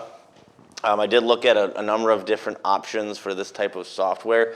This is not what we call an ERP, so it's not the our finance software. It's a additional kind of a niche thing that integrates directly with our software. So our financial software is very much we call it a back-end software. So it's staff uses it. There's no public front end to it. But also our current software, Banyan, that would integrate with Questica. It's also, the background is an Access database essentially. And when we're creating our budget every single year, it requires essentially to be used, I've got, a half dozen spreadsheets for this budget to calculate wages, to calculate benefits, all that stuff, and it takes a lot of time. Everything has to be inputted in by hand, so when I go into Banyan to get numbers from previous years or things, you literally have to go every line item from across every fund and punch it in by hand. This means it takes a lot of time. You have to double and triple check everything to make sure I didn't mess up a number. And it just takes, again, it's just very inefficient. The benefit of this software is it pulls directly from Banyan. So everything gets pulled in, and it just makes the process a whole lot easier. Also, when you look in our budget, again, if you were to go look at our preliminary budget or our current budget, it's essentially looks like a spreadsheet because that's what it is. It's a spreadsheet. It doesn't tell you a whole lot. And we've gotten comments from the public that, look at the budget and I go, where is this item? We budgeted to do a project. Where in the budget is that project? If you're not intimately involved with it, you don't know because it's not informative. What this project does, it still has the same project code or account codes, such as professional services. But one thing it would allow us to do is say professional services and administration, $5,000. We can then take another level down and be like, that is for this thing. So it allows us to get a lot more specific. Also, what it allows us to do is create a much more dynamic budget document, what I would call an actual budget book, something that has been my goal, something that's more narrative, so it's not, you don't just look at a bunch of spreadsheets, you're actually looking at like Public Works, this is Public Works' budget, this is how many employees are in Public Works, this is the goals for Public Works this year. This software produces that document. Yes, there's things we have to go in, we have to go in and put in what are the goals for Public Works. But once you put in all the data, it pulls it together and creates a document that can be submitted to GFOA, Government Finance Officers Association, for their most prestigious award, which is the Distinguished Budget Presentation Award. A lot of things you have to check on. I have produced those books before. It takes a lot of work. Something that honestly, if I'm doing it on my own, using our current software and spreadsheets, I can do. It's going to take a lot of time. It might take a couple more years to even get to that point to be able to produce that kind of document. This would produce it pretty simply. We might not have it for the 2024 budget from that type of book, but starting in 2025, we'll have that. When we were doing that wage survey this last couple months ago this summer, every time I ran a new wage calculator, it would take me about an hour to go in and by hand change a couple dozen different formulas. This situation, it would have taken me 5 minutes. So it saves a lot of time. Time is money, and so we could be doing other things. But the other part I talked about is not just the budget. And the last thing I also want to say, it's a lot more easy for department heads as well to be checking their budget. We don't have to run, they don't have to ask Jeanette or someone to try to give them, hey, where am I at on my budget? Because Banyan isn't very user-friendly. So what this also does, this is that transparency piece. There's a front end. So the public can see our budget at any time. We can publish the preliminary budgets. They can see that. The final budgets. Because it integrates directly with Banyan, you can set it up to sync as much as every single day. So they said a lot of their clients do is every day at night. It syncs. So if someone were to go onto the budget page in the morning, they're going to see the most updated numbers. If we've done AP or something, they'll see the most updated year-to-date numbers for the budget. You also can do is create project budget pages. City Hall, Bushman Road, zoning code. We can create specific pages for those projects, pull that from the budget, and so people can actually go in and see, okay, how is this project budget-wise? Is it on track? Is it over budget? Is it under budget? They can see that as well. So again, it just helps the people understand, the public understand, and the council and staff, where are we with our finances? I think that'll go into answer some of the questions we have later on about the FNC Corp resolution, because you'll be able to see where are we with interest or things or with our investments. So that's what this software does. The reason we're bringing it to you tonight, obviously, as I said, this is a 2024 budget item. the reason we're coming tonight to be approval, so then we can kick up, one, we can kick it off at the beginning of the year and get going on it, but it really comes down to pricing. So by approving it today, we can get 2024 pricing. The first year cost is $18,375 for the software and $11,500 for implementation. That's a one-time cost. It would be split, I've split it in the budget 50-50 between the general fund and the sewer fund, and the implementation cost would be out of the capital fund at one time. If we were to wait until January or even December to approve this, they did actually get back to me their updated numbers. They've been working on their fee schedule. The first year would be, right now, the current proposal that's in there, first year is $29,875, so that's both the implementation cost plus the subscription cost. If we were to wait, first year is gonna be $39,000, so about $10,000 more, and over the course of the agreement, about $20,000 more. So that was part of the deal. It would be more expensive, so again, even more than I estimated in the packet. Also, I did have negotiated with them that we would not be invoiced until after January 1st. So by signing this agreement, we lock in the current pricing structure, and we would not incur any costs until 2024, and we can get that going right away in 2024, hopefully get that implemented. So as we start our 2024 projects, we can start using this software to help on our project pages, keeping people informed where they are financially as well. So that is what we're proposing. Started mentioning earlier, did look at other options. There was nothing like to the level of Questica that does this. There was one other option that did something similar to this. I called it Questica Lite. Slightly cheaper, but you still have to do everything in spreadsheets. Then you just send the spreadsheet, and you're essentially paying them to upload your spreadsheets. So it had no time savings because you have to do same thing exactly as you're currently doing it, while this integrates directly with our software. So with that, I'll take any questions the council has on this proposal. I'm assuming the answer is yes to this, but you say it integrates with Banyan, which is good, but we've also talked about Banyan being a lesser than a desired software. This would still work with the new software if we showed change from Banyan. Correct. They've given us a list of over 50 softwares that they have successfully integrated with. That doesn't mean they're the only 50. They're just ones that they have integrated with. Daniel is, as we also mentioned, as part of that budget process, that we were in the process of researching ERPs. Daniel's been doing that, just getting demos, trying to figure out what's out there, what maybe best serve the city in the future as we get into 2024 and discussing future budgets. It's kind of crazy. We're talking about 2024 budget, but it won't be long until we're talking about 2025 budget.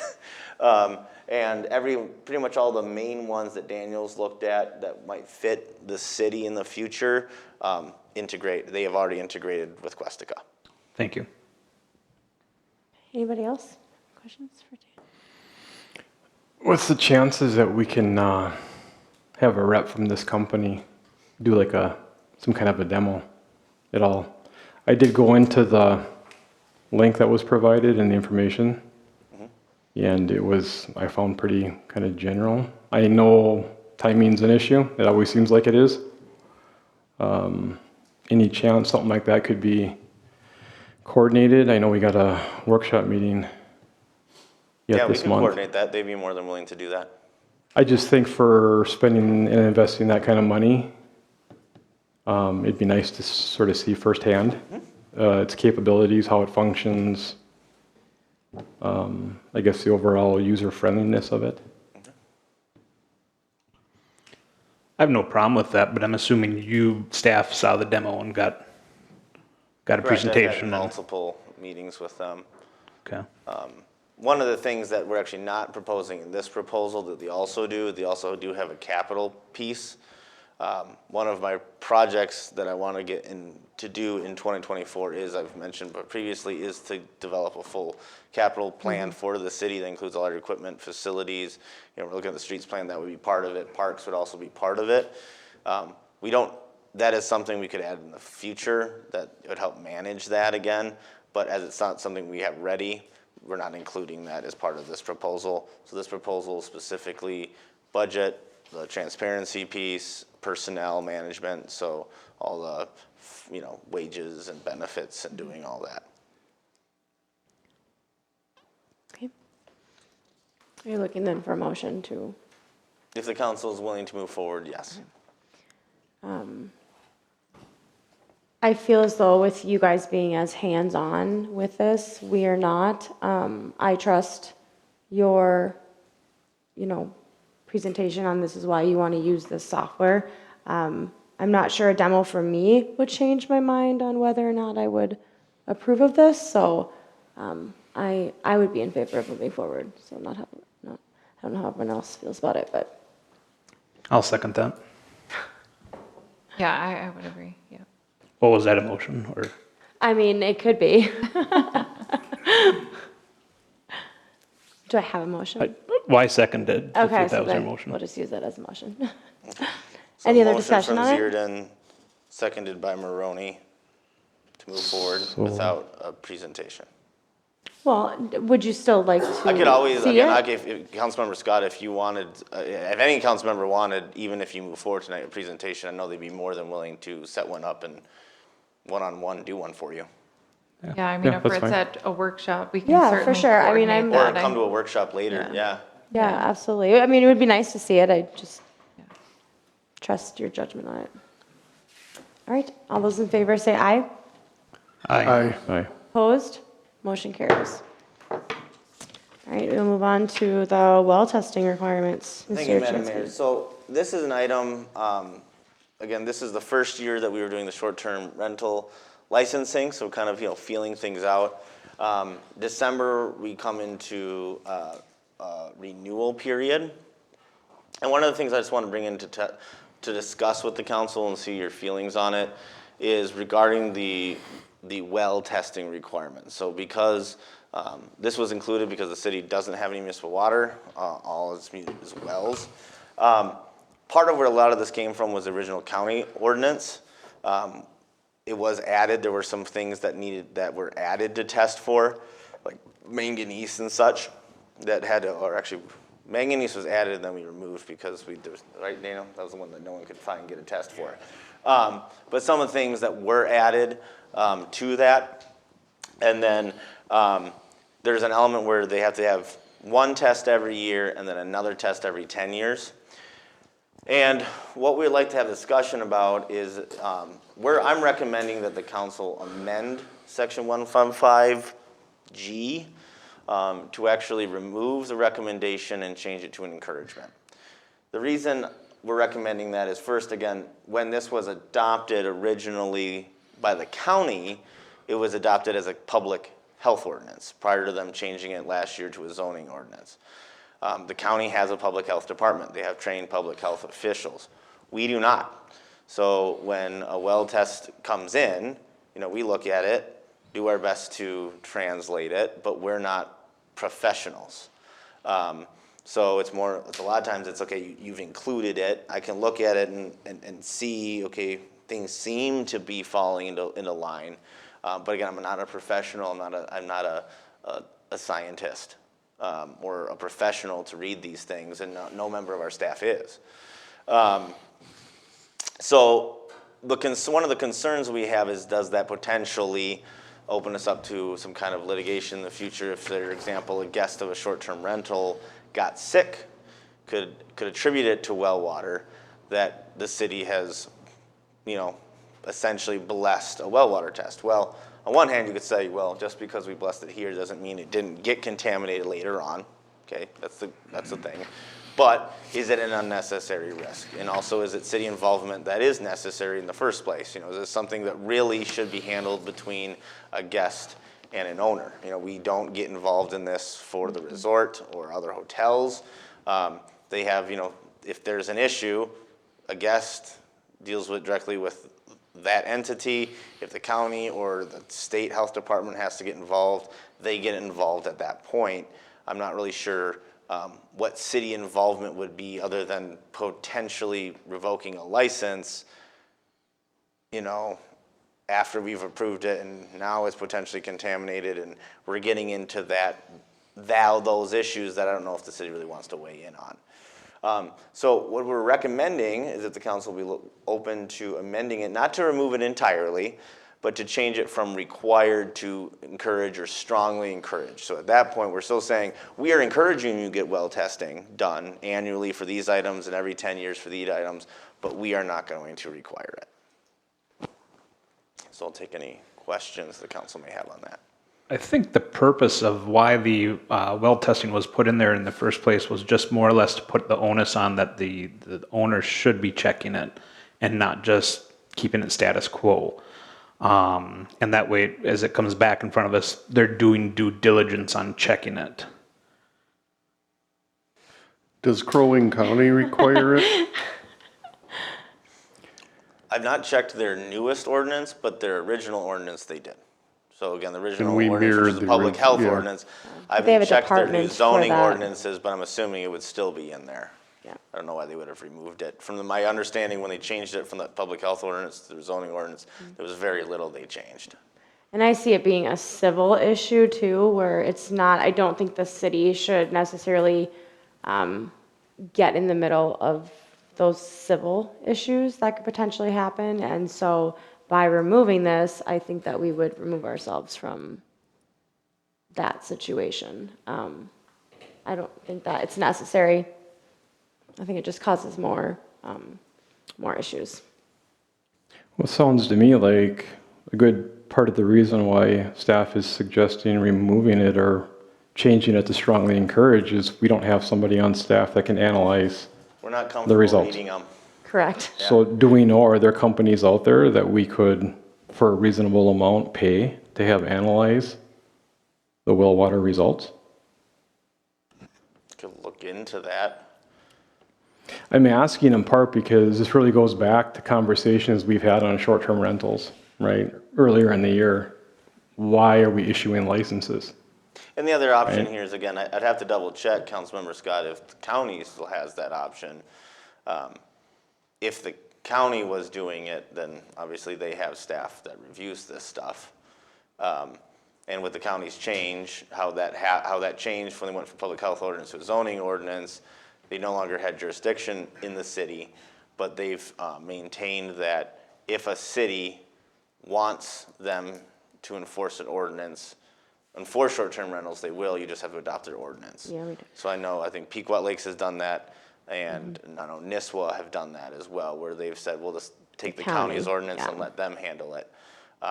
Cross Lake, I believe, does it on their own, so. But if you look at the ordinance too, as it does say documentation shall be provided that annual water quality test has been performed.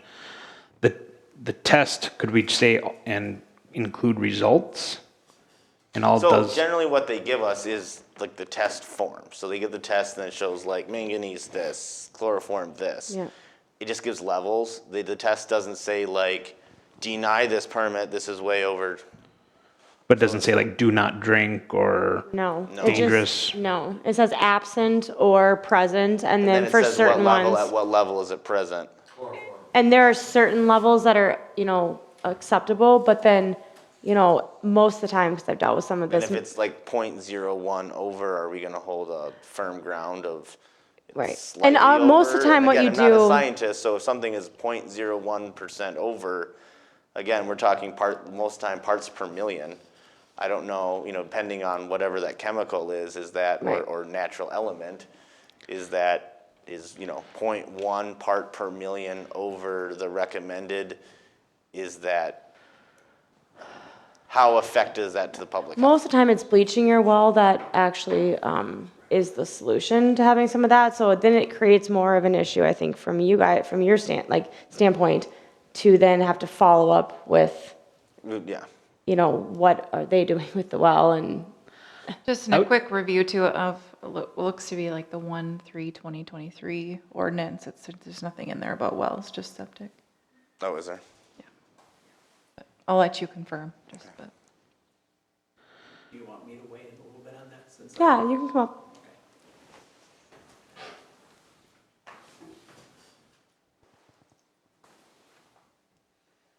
Tom Lillahei. The reason for that well testing, there was a couple reasons for it. One was to level the playing field between commercial renters, in other words, like the resort, and the VRBOs, so that they both met the Minnesota Health Standard. And we weren't passing judgment on well testing, we're just saying that the VRBO has to test their well so that it's in compliance. And what they will do is they will give you a ppm or a ppb, depending on the element, and then they will give an acceptable standard to Minnesota health requirements. And if it's for coliform, if it's supposed to be below a certain level, they'll just say below a certain level. If it's above that, they will say it's above that, and that's all it says. Okay, we're not passing judgment on it, but if somebody does get sick and they want to see, let's see the well water testing, they would have to show that well water test, and then it's on them, not to the city. Right. It's on. It's still just a civil issue, though. It's still just a civil issue between the renter and the leaser. So if it's still just a civil issue, why would we have the test? Why would we require it? So what we are saying is they need to do the well testing to be in compliance with Minnesota Health, so that it levels the playing field between the resort and other, there's rental places that are actually licensed by the state, and they have to meet the well water testing, okay? The VRBOs should be held to the same standard. That's the way, when we wrote the ordinance, that was the intent behind it, is so we have a level playing field so that they have to do the same testing as everybody else. But are they really the same, given that one is a resort or hotel and the other is a privately owned home? The intent is for them to meet the same standard. Okay. There should be no difference between a person that's renting as a house or renting as a resort. They still have to meet the same water standard. That was the intent of why we wrote it in there in the first place. Okay. I mean, That can makes we sense. add a condition that they should be satisfying those requirements without us seeing the results Right. for that? And there's other places, unless they've taken them out, but we referenced the Minnesota Health Standards, and it was incorporated by reference. Okay. So I think that was in the earlier part of the ordinance. Is that still there? I'd have to double check. I think it is, but Probably is. that's why we wrote it in there. And then we reinforced it by saying, you have to do the well water testing. So it means it's already in there, incorporated by reference, the health standards. So the intent there was to protect the public so that the VRBO has to meet the same standards as the resort for water. That's why we wrote it in there. Okay. Yep. And so that answers, I think, some of the question around, we have an ordinance, we issue licenses. What is really behind that issuing of a license? I would like to think that most people in the public would say the city is doing some level of assurances that well water is tested, Yeah, 'cause among we may- other things. So I think the concern staff has here is not that they well test. I have no problem requiring well tests. The concern is by requiring someone to do the well test, providing us the results of the well test, is that if a well is outside of those parameters and we issue a license, does that open up the city to litigation should someone actually get sick of, why did you issue the license? Why did you bless a well that was outside of parameters? And our concern here is that, again, we are not trained public health officials, that when you're going to get into I'm denying this because of your well. Okay, back it up, city. How do you show me that you have the ability to say this or that? So that was the concern. It's not so much of, if you want to change the ordinance to make it clear that we're only saying we only want to see that you did it, but we don't actually want to see the results. Right now people are providing us the results as their proof of having it done. And that's the concern, is that now if a well is outside of parameters, the city could be potentially exposed should someone want to come after the city for issuing a license. I don't know in reality how it's any different than issuing a permit to put in a septic system. I mean, we get certain information on soil conditions, placement of the septic system. We're not guaranteeing that there couldn't be some potential issues 2 years down the road that end up contaminating someone's groundwater, the very water they're drinking. So, I mean, I think you can make that argument to any number of situations. I don't think our ordinance or the license we're issuing is absolutely guaranteeing the highest quality water, the safest water to drink. We're saying they're required to get their well tested so that if there is some ridiculous level or whatever, hopefully it would be caught. Maybe it's worthwhile thinking about how we can involve the city engineer on some level of cursory review of these results. And I don't know. And I will say on that, if that's the stance the council wants to take, that all we're doing is saying you have to get testing, we're not guaranteeing any promise of the condition of the water. I think that clarification would also be helpful, that we at least have it, it's, you know, a motion that says, to clarify what this ordinance says, we are only saying we want to see that you test it, we don't care what the results are. I think it'd be proper to have it on file for that renter. What we do with it is just data collection, and it shows And I that they think that's- did go through the and that's what I was steps. just getting at, if we want, if the council wants to still go down that path, I would just appreciate, I think it'd be helpful to make sure that we're on record of saying that is all that we're doing. Well, I don't even know that we want it on file. I mean, because, I mean, honestly, like, if they come in and request that, we can't guarantee that that's current and accurate. It'll just be at the, So I as of the think it'd date of be application. fine it to was say that like, way. yes, when they applied for the application, they certified that they had done well testing, Right. but I don't know if we'd want to maintain those records. Right.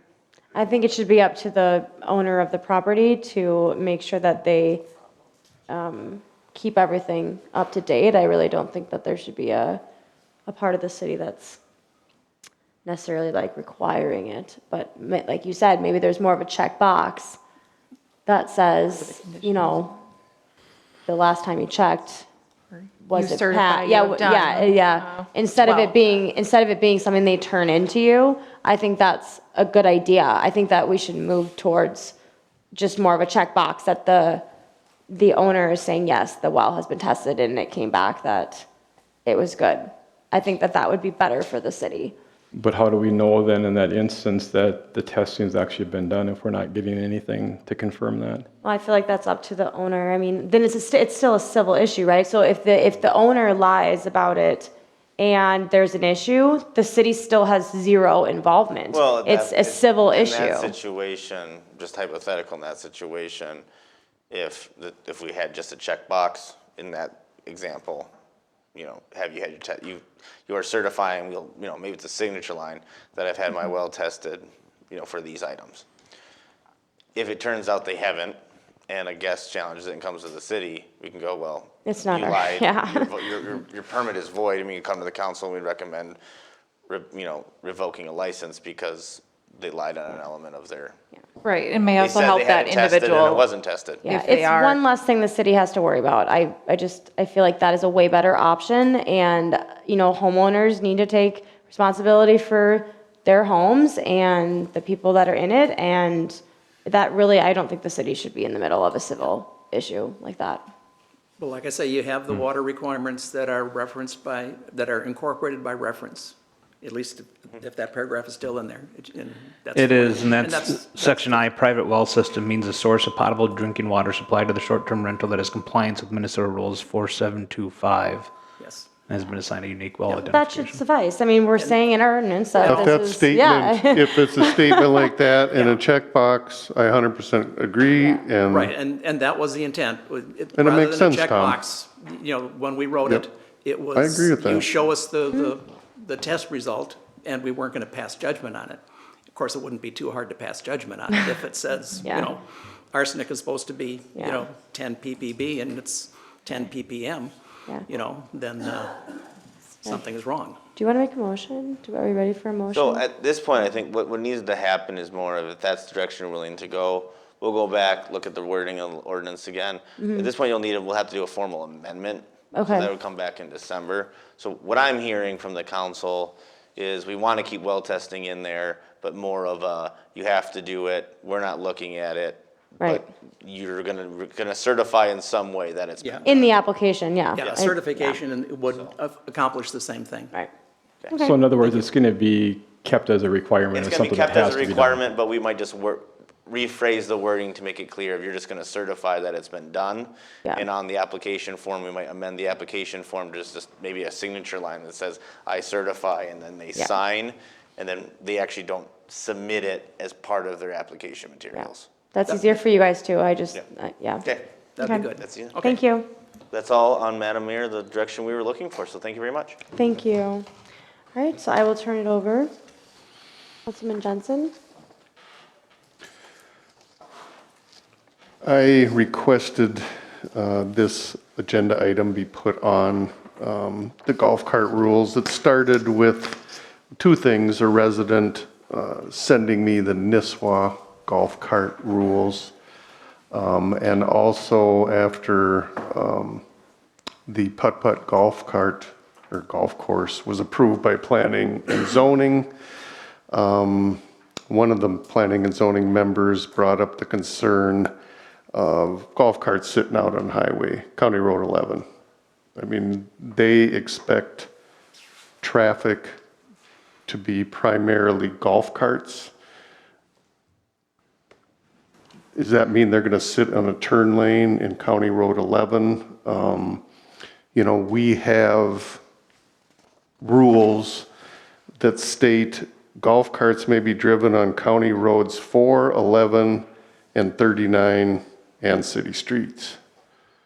Nisswa's state the extreme right-hand side or shoulder of city roads and county roads, you know.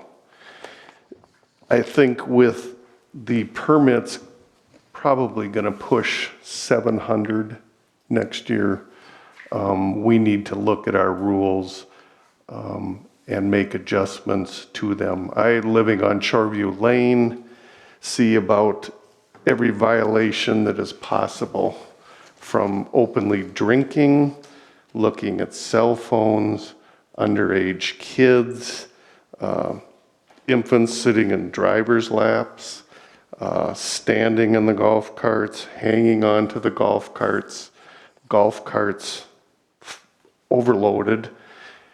And I think, you know, there needs to be more enforcement, but I don't mean, suggest enforcement is the police writing tickets. But it has to be an education, and we have to come to, the point where we do enforce, the rules. The rules are, I think, lax and need to be tightened up. What are you, what rules are you suggesting? to Well, add? like the traffic regulations. Nisswa has a traffic regulation system, or, section. Golf cart speed may not exceed 20 miles an hour. Golf carts must obey all traffic laws at all times. Operators must have a valid driver's license or maybe 15 years of age with a valid learner permit and accompanied by a person 18 years or older. No one may sit in the driver's lap while golf cart is in motion. No standing while the golf cart is in motion or hanging on to a golf cart in motion. I think as you get more and more golf carts, I know I've had many conversations with Chief Sandell. It's hard from looking at youth driving a golf cart to assume that they're underage. But I think if their feet can barely reach the pedal, that doesn't mean that they're not of age, but I see it all the time. I've had one individual that appeared to be young, twice in 1 year, almost hit my wife's car coming off of the public beach, making a turn onto Shoreview, and also did the same thing to a neighbor's car. So I think as it grows and will continue to grow, we're a resort community, obviously golf carts are an acceptable form of transportation. I mean, it's just part of the city. That's not going to go away, and that's not the intent. But we need to look at our rules and adjust them as necessary, I feel. Is this something that you'd want, like, in a workshop to be I discussed think, for Yeah, that's- potential I think, modifications? I to the- think we need, to discuss it tonight. I mean, just, Right. this is where I think we need to go, but is it appropriate to, come up with each detail at a council meeting? Probably not. I think we have long enough meetings as it is. But it's just, our rules are just outdated. And again, this isn't to stop golf cart traffic. This is to have some enforcement, some rules, some guidelines, and to educate. And I do feel that the putt-putt golf course on County Road 11, depending on what the county engineer does, that could be a potential problem. So how are individuals in a golf cart going to get in there? They're going to have to make a left-hand turn. So they're sitting right out on County Road 11, or otherwise you have somebody on the shoulder crossing 2 lanes to get in there. But again, that's the county engineer. I mean, they should be looking at that, whether there's a bypass lane. But I think a workshop is appropriate. Was that, was the approval of that golf a conditional use? Yes. So were there no conditions around golf cart use? No. How you get to the site? No. Potentially with nothing? No.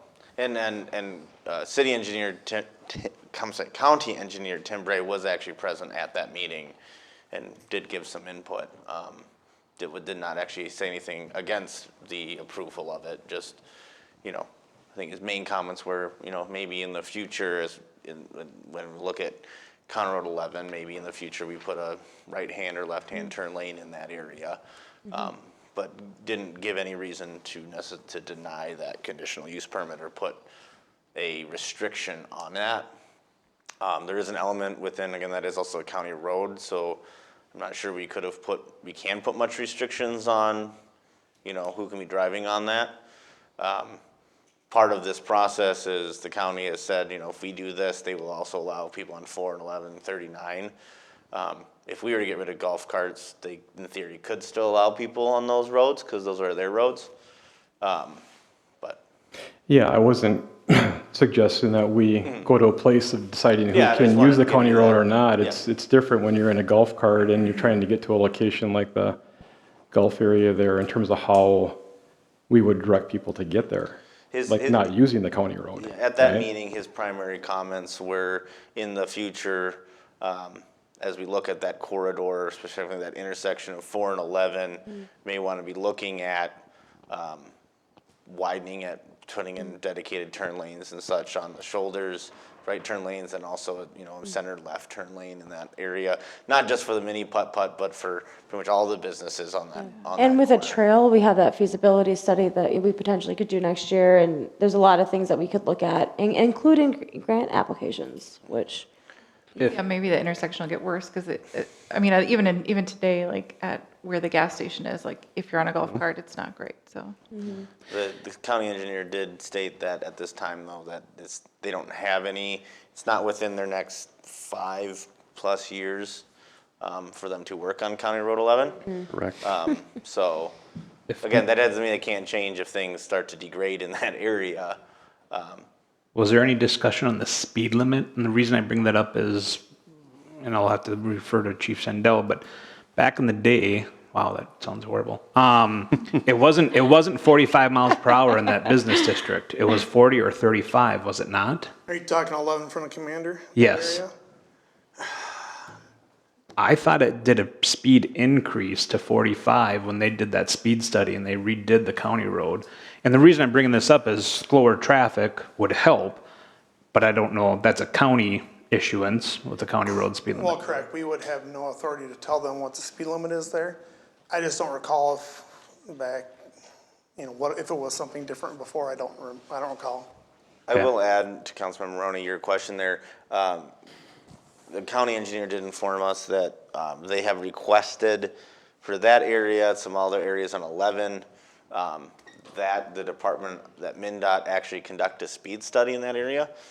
We have not been informed whether MnDOT has actually said they would do it, but they have given a formal request for MnDOT. And if you give me just a moment, I maybe potentially can pull that. While you're doing that, do you want to weigh in on, I know that you just kind of read some of these. Do you want to weigh in on your thoughts?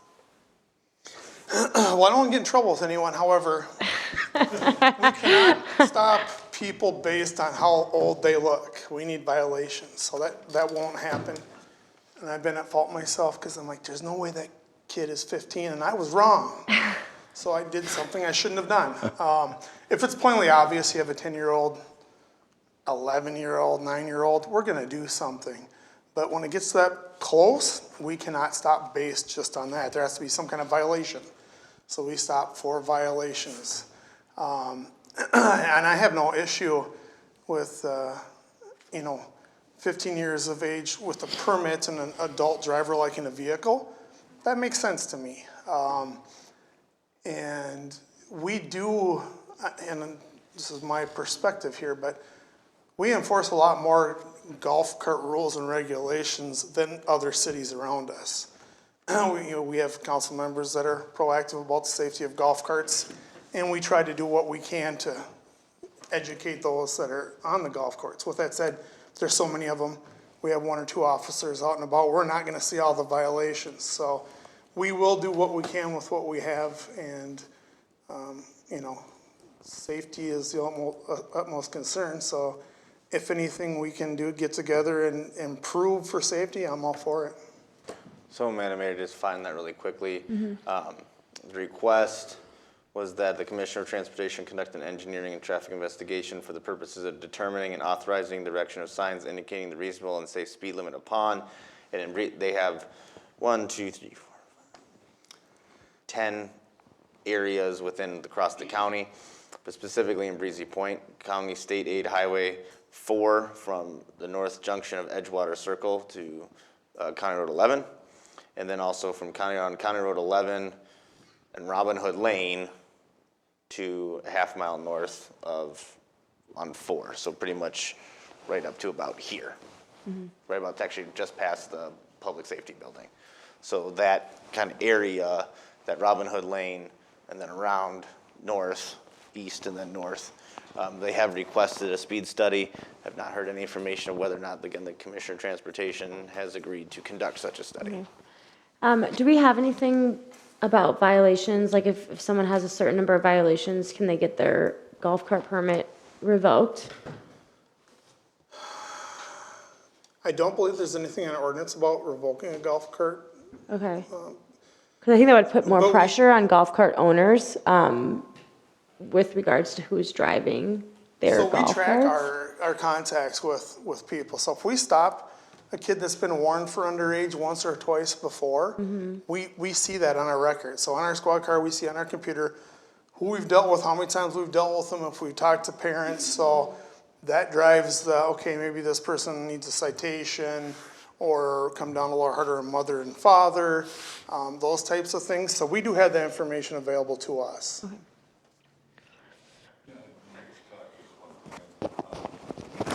DOT does a speed study. If the DOT does a speed study and the speed goes up, they will increase the speed.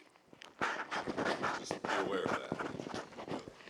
Well, maybe we can add this to like our January workshop or something to talk about. Yeah, give us some time. With the council in preparation for that workshop, and we can set that at a separate, maybe next month's council meeting. Yeah, we don't have to do that right now, but. And we can maybe we discuss at that point, we can discuss if you would like staff to maybe work on some recommendations or not, but if you'd like, we can have that at the December council meeting to set a date for a workshop, because we haven't set any.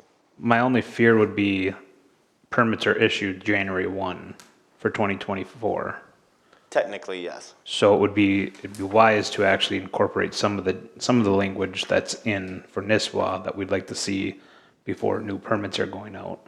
But you always can issue it afterwards as well. Just because you issue a permit, Right. that doesn't mean you can't change the rules. True. And I know there are individuals that get their permit in January. It's the middle of That being just- said, I it's the highly middle of doubt they're winter. actually driving their golf cart in January. Are I you do see driving people your driving golf their cart? side-by-sides in March, but those are exempt from the licensing. It's a nice day. Okay. All right, well, thank you for bringing this. I will address one thing, though, that was brought up, the driving on the extreme right hand of the county road. That was a rule that the county put through, and I inquired about it because at the four-way stop here at the gates is a very hard and confusing navigation. Legally, you should be in the farthest right in the turn lane if you want to go straight or even turn left. So it's a very confusing and hard situation because if you were in that far right, most ongoing traffic would assume you're turning right. I would recommend against that. I would too. Don't take a left from the far right side. No, I've always gone, yeah. Go out it's- in the left and then Yeah. signal, do an arm, in your arm He was signal. just making a observation. It's a hard thing to follow that to the T at that I would intersection. recommend you don't. Safety would trump that. Yep. Yeah. Okay, well, we will just, Yeah, that makes sense. I mean, you could put something like that in rules. I mean, I drive a side-by-side, it doesn't have turn signals, but when I'm in the left-hand lane, I signal. I mean, safety. I don't want to get rear-ended. do we want So to? I was gonna say, Madam Mayor, obviously time flies when you're having fun. We're actually at the 2-hour mark. Yeah, that's what I was gonna Before say. we go into old business, would you like to take your regular 5-minute recess? Yeah, we'll just take a quick 5-minute recess. So.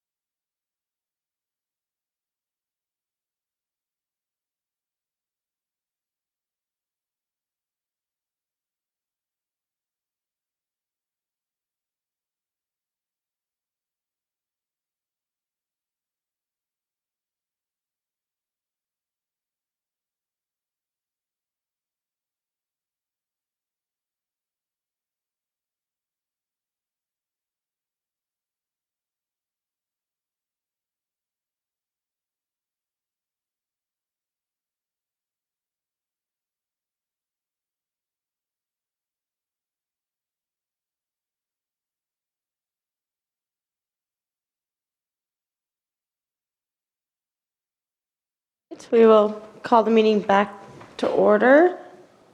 Old business, City Hall. I'll start with that, Madam Okay. Mayor. So a little bit of history. Again, I'd like to go back and just talk really, really quickly on how we got here once again. So we're here talking about City Hall. Again, we went going all the way back to last year. It's all started with the issuance of the facility assessment that we was part of the 2022 budget, or 2023 budget. 2022 was budgeted for 2023 this year, that Woodseth conducted. That was presented to you in a workshop back in May. At that time, it was presented of what is the current state of this facility and the civil and things around it, the grounds around it. At that time, what Woodseth presented showed about a deficiency of just shy of $1 million to just get this building up to snuff. Didn't provide essentially any inch of extra space. And I think as we've identified and talked thoroughly about, doesn't provide a lot of, we're already on top of each other. We have no growth space from a staff perspective. We have multi-use facilities from, using this room as both council chambers and a community room, has its own issues when it comes to technology and such. So at that time, in addition to that assessment, Woodseth provided you some different options, including just remodeling the building, bringing it up to snuff, expanding this building, or building a new building. At that time, the council said, let's move forward with schematic design. This was back in August. Schematic design for a new building. And you also included, you wanted to have in there, roughed in there, a community room, a library, a gymnasium, fitness center, and pool for a potentially future community center.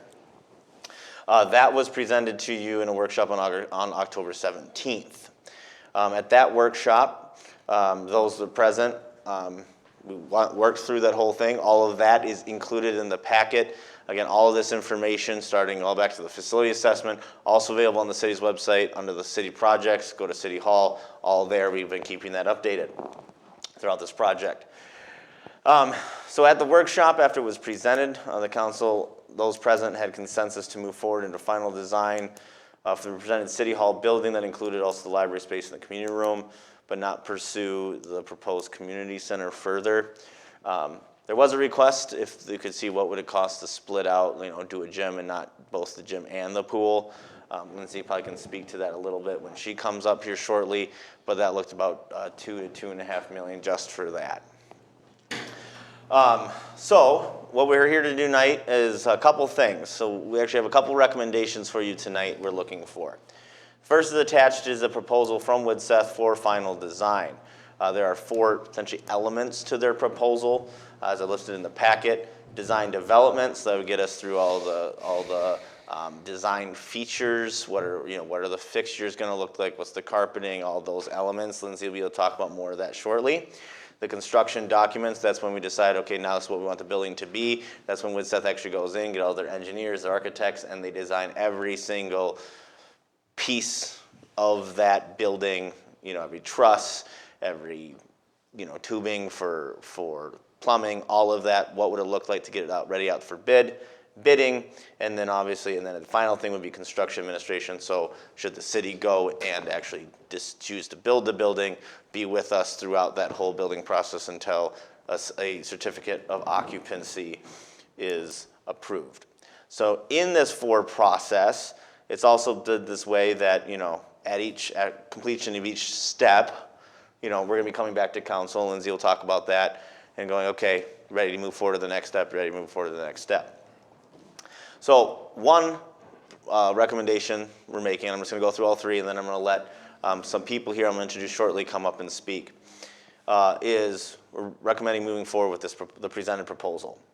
The second is we're also asking for the council to designate up to 2 of you to be part of what we're calling the design team, to work with staff to work through some of these fine elements, really talking about those fine features of, the funness of what's the carpet going to look like, what's the flooring going to look like, those fine elements. I think Councilmember Jensen wants on board. So to identify that, so that maybe that's the easy process. And And then the third element is going to be probably the most complicated, but we have representatives here to kind of really talk you through it, but I'm going to go really quickly. The third is that we are recommending going through this process as we're getting into design using the indefinite quantity and delivery construction contracts, IQCC. That's a process through Sourcewell that's administered by Gordian. I had included some informational memos. We have Chris Arns with Gordian, who administers this process on behalf of Sourcewell. He's going to try to make this as simple as possible. When we had a discussion with this, I had to go around a little bit, but actually once you get it, it's pretty quick. Makes sense. But in short, as I include in the packet, the idea here, and Chris is going to probably correct me and say, David, you were way off, you were not listening. Gordian has a huge catalog of construction materials. What the primary thing to do is they have an estimating software. They look at what do construction materials cost. They're constantly looking at that. He can correct me and go into more detail of what that actually looks like. But Sourcewell has contracted with Gordian to do this IQCC process, that what it does is it brings in contractors. They have to pretend bid on some projects. Gordian then takes their catalog and says, all these elements that you bid on, we say the market costs this much. And then those contractors say, well, we would charge this much, and that becomes what they call their factor. And then they're locked in on that. So even if if Gordian goes out and says, well, the market for this material has shifted, so now this 2x4 instead of being $5 is $6, well, if a contractor came in and said, their factor's 1, I'm making it very simple, then the max they can charge is 7. So it locks in pricing. By doing this process, and Chris will go into more detail of how this works, it actually meets state bidding requirements. So what you get to do is actually, from the list of approved contractors for your region, you can direct select from the beginning what contractor you want to work with. What this allows you to do is bring the contractor in throughout the designs phase. The contractor can work with you as part of your design team, help you make sure things are staying with budget, giving you information of what they're seeing in the market, so that by the time you've created your product, it's been designed, and they actually go and out give you a formal bid, it's going to be within expectations. We're just working with Widseth, designing a building we think is going to cost between 3.5 million or whatever, and then crossing our fingers that when we go out for bid, it'll be within that ballpark. What it also does is, again, you get to pick your contractor. You can try to pick someone local. If you go out and just do the normal public bidding, sealed bidding process, every Tom, Dick, and Harry can bid, and you are generally bound to lowest bid unless the city can take the onus and prove that contractor can't do the job, which is a pretty onerous process. You're also pretty much, you're at their mercy of whoever their subcontractors are, etc. Also, because of this IQCC process, again, costs have been fixed to an extent. If there are any change orders and there's no construction process that doesn't have change orders, that cost is, again, still fixed, versus a contractor can come in and there's a change order, and then you're kind of at their mercy to whatever they say that change order costs. So what we're recommending is using this IQCC process that I'm going to let the team here come up with and talk about, and we are recommending that the city sign a letter of intent with High Tech Construction. There are 3 companies, 3 local contractors in our region that have been approved through this IQCC process. Those are High Tech Construction, Norson Incorporated, and Barato Brothers Construction. As I put in the packet, I think High Tech is the best. Beyond the fact that they're a local-owned company, they're very invested in the community. They've also done local projects. Using IQCC, they did the Cross Lake City Hall, the Fire Hall remodel. They've done projects with Brayton School District, Crow Wing County, and other areas using this process. They're very familiar with this process. In here, I even quoted building official Scott Sadusky, who said, "Go ahead and quote me." He believes that he agreed that they are by far the best choice. And also here tonight, representing High Tech, Andy Picard, he even went as far as stating Andy's the best PM he's ever worked with. No pressure, Andy. Also, he just added, he said he wanted to add that when it came to projects, looking at the market, what he's seeing from a building official perspective, this upcoming year, he told me to tell you that what he's seeing is this upcoming year is a great time to be doing these kind of projects. When you look over the last 4 years, he said this is probably the best time in the last 4 years to be undergoing a project like this. Things are starting to slow down a little bit. Pricing is starting to become a lot more competitive than it has been, since 2020. So I just wanted to add that because he asked me to add that. So with that, that's a very brief overview. I'm going to invite Lindsay Creans, obviously who you know, who's been here throughout this process with WIDSET, to kind of talk about their proposal, and then Chris Arns with Gordian and Andy Picard with High Tech to come up and talk about what this process looks like. Try to make sense of it for you. There's a lot of information here and how it meets state bidding requirements and the benefits of this project, of doing this process versus doing the traditional sealed bid and open bid process. So with that, I'll let the team come up. Good evening, Madam Mayor and Council. I'm Lindsay Krenz with WIDSET. Thank you for having us back here tonight. It's been a real pleasure working with you on the City Hall project throughout this whole process.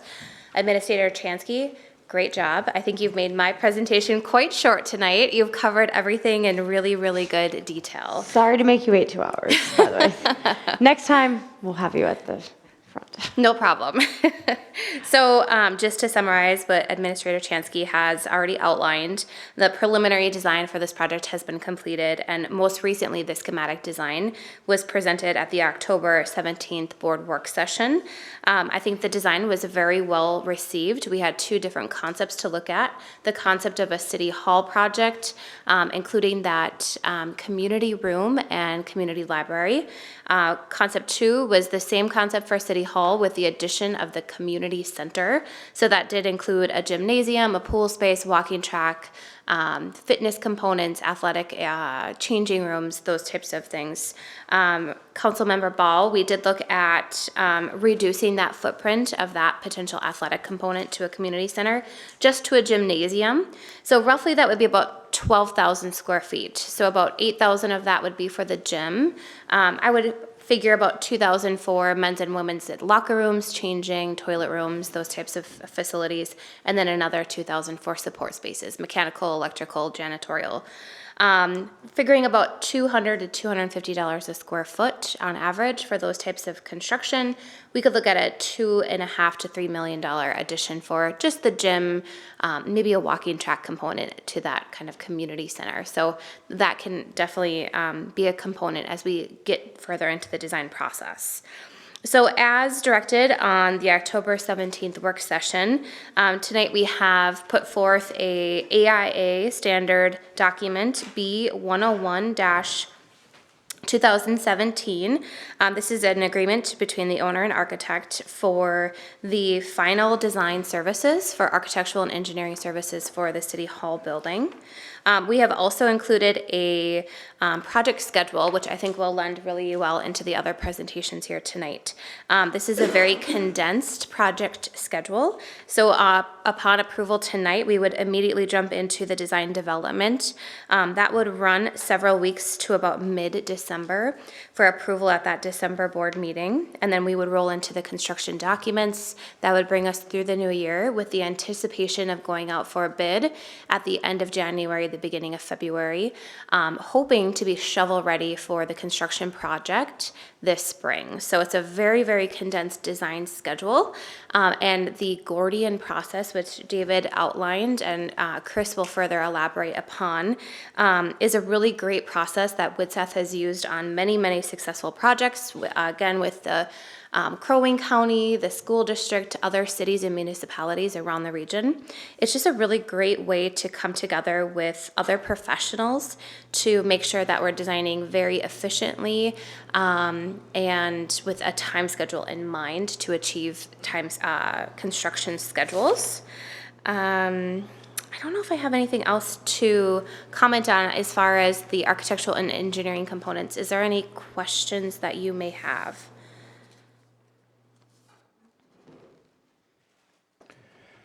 Would you mind just going over the different schematic layouts? I realize that in part I'm asking this because I was not able to attend the workshop meeting, but I think just in general, it would be nice for those tuning into the meeting Absolutely. to have sort of that kind of from your mouth sort of overview, not hitting on every, little detail, but just more of a kind of overview, if you wouldn't mind. Absolutely. So on your screen, we see the concept for, this is Exhibit C, the concept for the new City Hall building. So this would be north to our current City Hall building, which we're into tonight.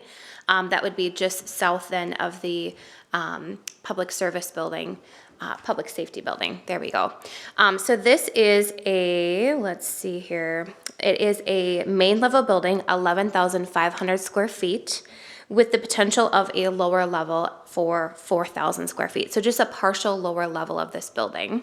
It would be nestled on the site. We do have quite a significant drop in grade here at the back of this building. So we would nestle that in. And so the basement per se would be kind of this walkout. We would take advantage of that natural grade, which would avoid a lot of fill and retaining walls built into that design. So we're kind of working with the site, how it lays today. So the proposed building plan is in 4 quadrants with the green corridor public spaces dividing those quadrants. So we'll start in the lower left-hand quadrant. The dark blue color would be the city administrative offices with transaction windows, open office, kind of in the center of that department, and then private offices built around the perimeter. Just moving up on that in the light brown color, this would be the council chamber space. So with seating for 40 to 50 audience members, the full council and all of the support staff at the front of that space. Also with a separate meeting room that's just inside of that council chamber. So if you have to have closed sessions or have a breakout meeting, that space is right there in that space. It's not a huge transition for all the public members to leave that space when a closed session is needed. If we come back out into that central lobby area, all of the services for the public are located off of that. So we have display cases, we have women's and men's restrooms, we have a unisex or family restroom. We also have a mother's room and the potential for a future elevator and equipment room. So as we get through the design, we can talk about, do we want to plan for an elevator today and absorb those costs into this project? Or do we just build the structure for a future elevator when that basement might be used for future growth and expansion purposes? So to the right of those support spaces, we have the community room. This is something we really talked through our user group meetings with and understood all of the different unique purposes for this room. So we're planning 75 to 100 occupants in that space with a separate kitchenette that can be closed off if it's not being accommodated. David thought having a direct access to the exterior parking lot would be really nice for this space and very warm and welcoming for people that want to use that space on the weekend. But then having access again to that kind of light green commons corridor in the main building. So the rest of the administrative and council chambers could be locked down with an event management plan and door access control. And so you would be able to have access to that community room throughout the evenings and into the weekend, as well as that library space. So we could allow people to have access to that library space beyond your normal 9 to 5 working hours. If we look at the lower level, again, this is just a partial basement, but there is a lot of file storage needs, records holding, also with future growth and expansion. Breezy Point is a growing community, and so to have additional, I'll call shell space in the basement that would be ready to accommodate private offices and also an open work office. Men's and women's toilet rooms down here. And then we would look at housing a lot of the mechanical, electrical, and IT spaces on on this lower level as well. We did show it drawn in with offices and some of those accommodations, but in the plans, we wouldn't necessarily have to build that in today. I think this was just a really helpful space planning tool visually to see what the capabilities of that lower level would look like. So as to clarify, the lower level would be, in what we're proposing, would be unfinished Correct. at this time.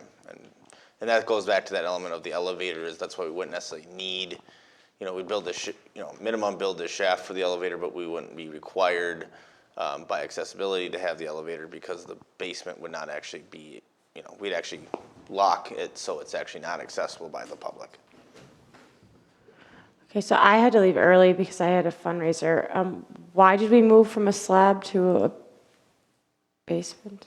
What was? So looking at the grade we have out here naturally, taking advantage of that grade, we do have the potential for kind of a walkout basement, if you will. And so having that additional space on the lower level will allow us to have future expansion, and then kind of more of those non-public facing entities could be in that space as well, without having a larger footprint on the main level. And Liz, you want to talk to quickly the cost of? Yeah, I was gonna say, doing can you that just versus the quickly, slab? yeah. There's not. I know it feels expensive, but I just, yeah. Yeah, so we're kind of essentially taking advantage of the footprint of that first level building and just building down into the site plan, how it sits today. So we're saving on roof costs, extra exterior walls, extra footings, foundations. That's all just kind of built in with the first floor of this building. And again, instead of bringing in a bunch of dirt to fill in the hole, we're just going to have the building open up into that lower site, how it kind of dips down back here. I think another point is, if it is a single level, there really isn't much room for expansion. For 5-10 years down the road, we don't know what positions will be available. And I had that question from day one and talked to David about it. I mean, you have the offices and 4 cubicles. We did, talking with all of the individual user groups, we met with each city employee, we met with different departments, we met with public members, and that was one thing that we built in after having those user group meetings is we expanded that blue box slightly to include a future expansion of an office and also some additional cubicle space, because Breezy Point is expanding and you're feeling those growing pains right now. We want to make sure that this facility accommodates those growing pains well into the future. How much does that change our insurance that we would be paying with that elevator? And does that change at all what our insurance costs would be on the building? As in, we're going to be insuring a 15,000 square foot building instead of 5,800 square foot building? No, I'm just curious because I know that certain levels and certain features require higher insurances be carried based on that. So I'm just curious if we've looked at insurance costs. Whether the insurance costs, I can't say specifically if LMCIT would increase our insurance on Okay, that. I was just curious, like what, One of the again, things if that it's. if you build the elevator, include the elevator immediately, the biggest thing I would actually go to is you have annual certification. So if we're not, that's one of the reasons we're kind of recommending, again, the council can decide what you want to do, is at minimum you build the shaft so it's there in the future, but if we're not gonna be building that out immediately, and there's still access from the outside to get in there, you don't have to use the stairs, you can kind of use the walkout for, bringing in heavier equipment, bigger equipment, like utilities and stuff, there's that element of you don't have to put in that cost of that elevator, and then annually certifying an elevator you're not using. Right, and that was kind of what initially, like, we really had if we're gonna do a building, making sure that there is a cost-effective aspect to it, that we can build it out over the years, not just build everything into it. And that's why we're recommending that this basement, apart from the utility areas, be unfinished. Okay. Is that we need it for the future, because the idea of this building was we're looking 50+ years into the future here, Right. but we don't need it today. Right. So let's put it there so that if we need expansion in the future, we can.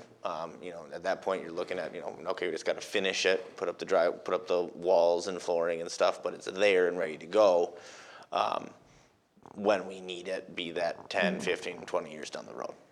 Very similarly, we planned for what a community center would look like with all of the amenities we've discussed with the different task forces and the user group meetings. And so while we're designing this building, let's think in the future expansion for a community center. Let's not put main utilities or electric lines or infrastructure basically to the east of this building or up on the page, so that when and if you are ready for that community center addition, you don't have to undo anything we've already redone. Okay.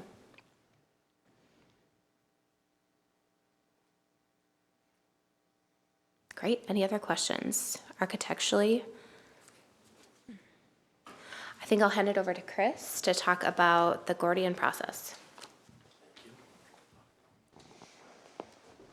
Chris Arns, East Bethel, Minnesota. Thank you for having me. David did a very good job outlining the process. I'll just give a brief recap, maybe correcting a couple little things. But Gordian is a construction cost data company at our heart. We are the worldwide leader in construction cost data. We do a lot of different things. It all seems to revolve around construction cost data. If anybody's familiar with the architecture or building world, RS Means is kind of the gold standard in estimating, and we own RS Means. So that's our estimating wing.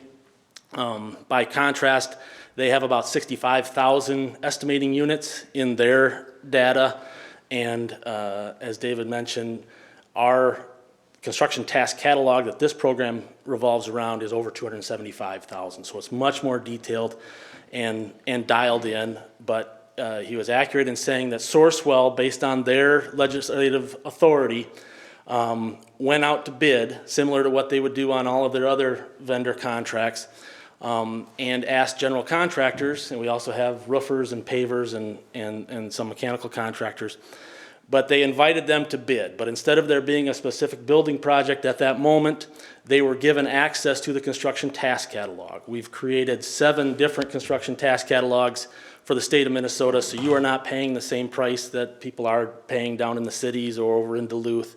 You're using what we call our North Central region here, a task catalog specifically priced out and researched for this area. Those contractors are then told to take a look at some recent projects and then take a look at the pricing in the catalog, pull out all of the appropriate items that would have been part of that project where they knew where their costs were after the dust settled, and take a look at what they experienced in the real world, compare that to what the pricing in the catalog would be, and compare the two. And then realize that this is a competitive bid at that time. They're competing against other contractors to be part of this. So what would have been their competitive bid for that project? And the difference becomes their adjustment factor. They submit that in a sealed bid to Sourcewell. Sourcewell evaluates that on a best value basis and then awards contractors. Now, fast forward, you have the ability to go directly to any one of those awarded contractors and begin to procure construction of any size. The state thresholds for pricing go out the window. The competitive bid component has been satisfied. And then as the contractor looks at your potential project, they are going to price that out by pulling all the appropriate tasks out of our construction task catalog, inserting the quantities that are unique to that particular project. They don't have the ability to manipulate the price at that point, and they don't have the ability to manipulate their adjustment factor that they sealed bid applied to be part of the program. They do have the ability to select the proper task items and insert the quantities. Once that is all assembled, they have to submit that to Gordian. Gordian audits that and approves it to make sure that they are not adding things that wouldn't be part of that construction project, not inflating quantities and so forth, and following some general rules that we have to be part of the program and so forth. And then once we audit that and bounce back and forth and come to an approved iteration of that price proposal, then that goes to you and you can decide to move forward with a construction project or not. Yes. So is that like a hard bid and there's no change orders, so we know exactly what we're getting with the construction? It's a hard bid based on the scope, the detailed scope of work. And the detailed scope of work is the plans and specs that Lindsay's going to create. Now, with almost any construction project, there are either unforeseen occurrences or changes in scope along the way. And one of the nice things about this program is that everything reverts back to that same process. So if there is a change to that original hard number and that hard scope, they have to do the same process. They have to go back to our catalog, pull out the tasks that incorporate that change. They don't have the ability, what we call, sometimes in the traditional design bid world, once a contractor has you under contract and then they come up with a change order, they may charge an inflated price for that. Yeah. They don't have the ability to do that. So there's no guarantee that everything is included in that might occur or pop up, but if it is, you're guaranteed to be paying the same price had you known about it at the beginning. So was this a legislative change that then allowed for this process for cities? Because I thought, I was under the impression that you had to go and get bids and then, is this? There's not a recent change. It's just a new program that Sourcewell involves. Gordian does this all over the country. We've done we're doing close to $2 or $3 billion worth of work. You've got on the screen the memo from Sourcewell kind of outlining the legislative or the statutes that allow them to do that. So there's two kind of parallel programs, as I understand it. I'm not an attorney, but you've got the cooperative purchasing angle, which Sourcewell is a cooperative purchasing agency set up by the state. But then you've also got the joint powers laws, and Sourcewell being a government entity, you don't have to duplicate what they've already done. Do you have data that supports that this is a cheaper process or a better process for a city to do? And why wouldn't we do this on all of our projects if it is? So there are a number of potential benefits, and then you as a city has to evaluate whether or not. So I've got projects that I've done that have proven to be cheaper, but the bottom line is we have no magic way of making construction cost less than it really does.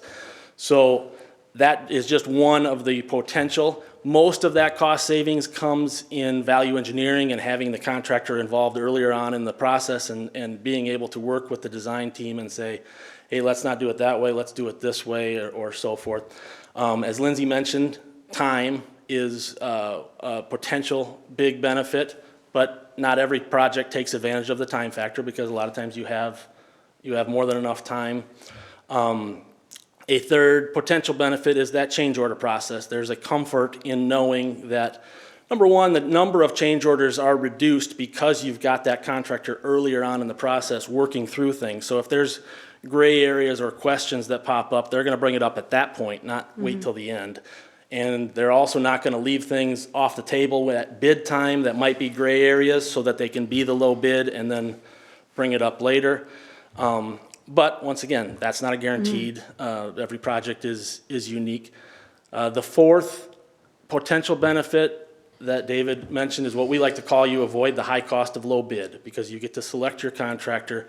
That contractor is working with you, and all of the intrinsic benefits of having that ongoing relationship with the contractor can be realized, but that's hard to quantify. A fifth that maybe is not going to come into play so much on this particular project, but we're seeing it kind of sadly with a lot of our owners, is the safety aspect.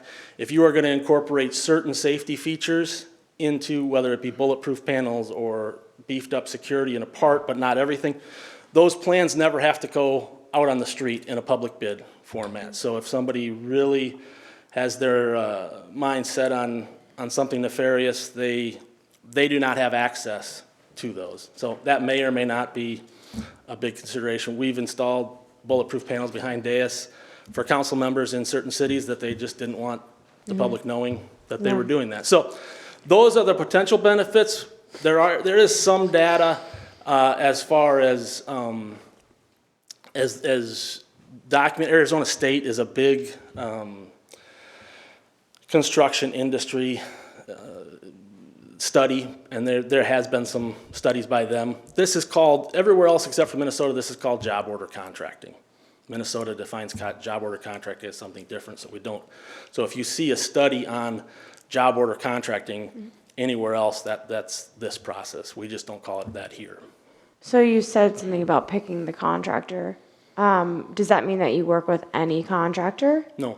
So Sourcewell, similar to what you would, Sourcewell jumps through all the hoops that you would have to jump through in a public bid project. Okay, They did that 2 years ago, and any contractor was invited to, they did public advertisement, any contractor was invited to bid to be part of the program at that time. Okay.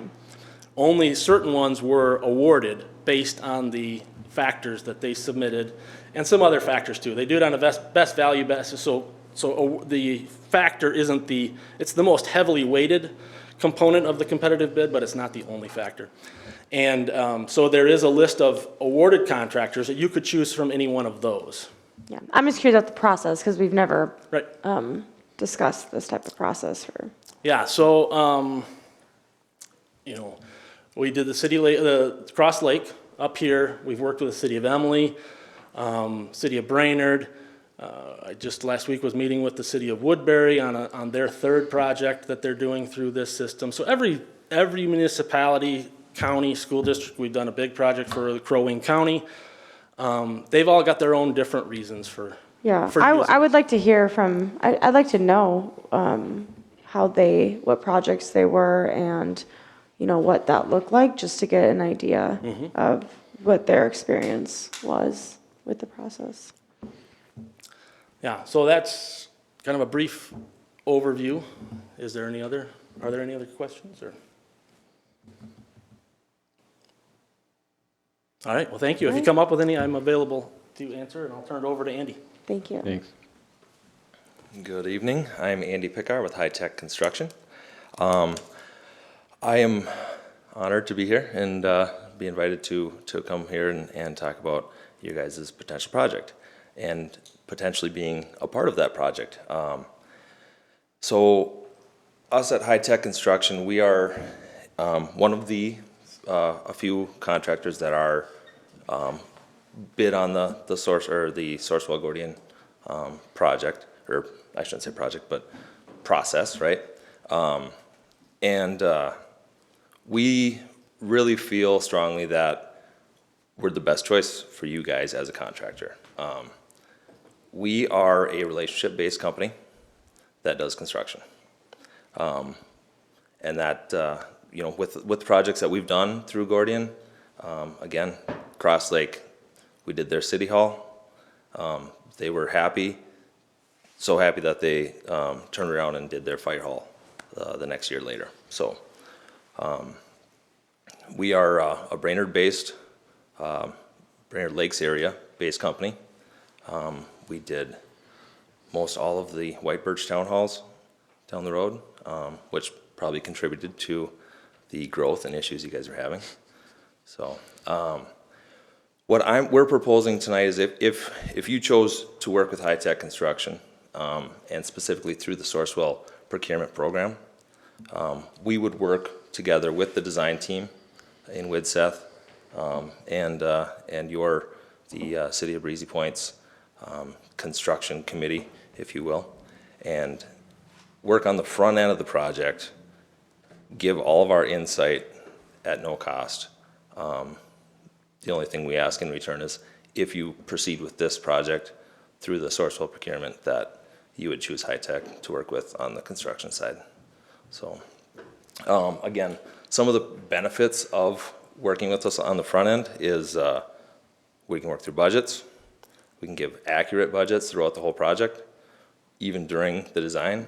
So if something gets changed and we say, well, it's going to cost this much to add, you know, this square footage of building, or whatever the case. So schedule, we can work through schedule items, material procurement, and then value engineering.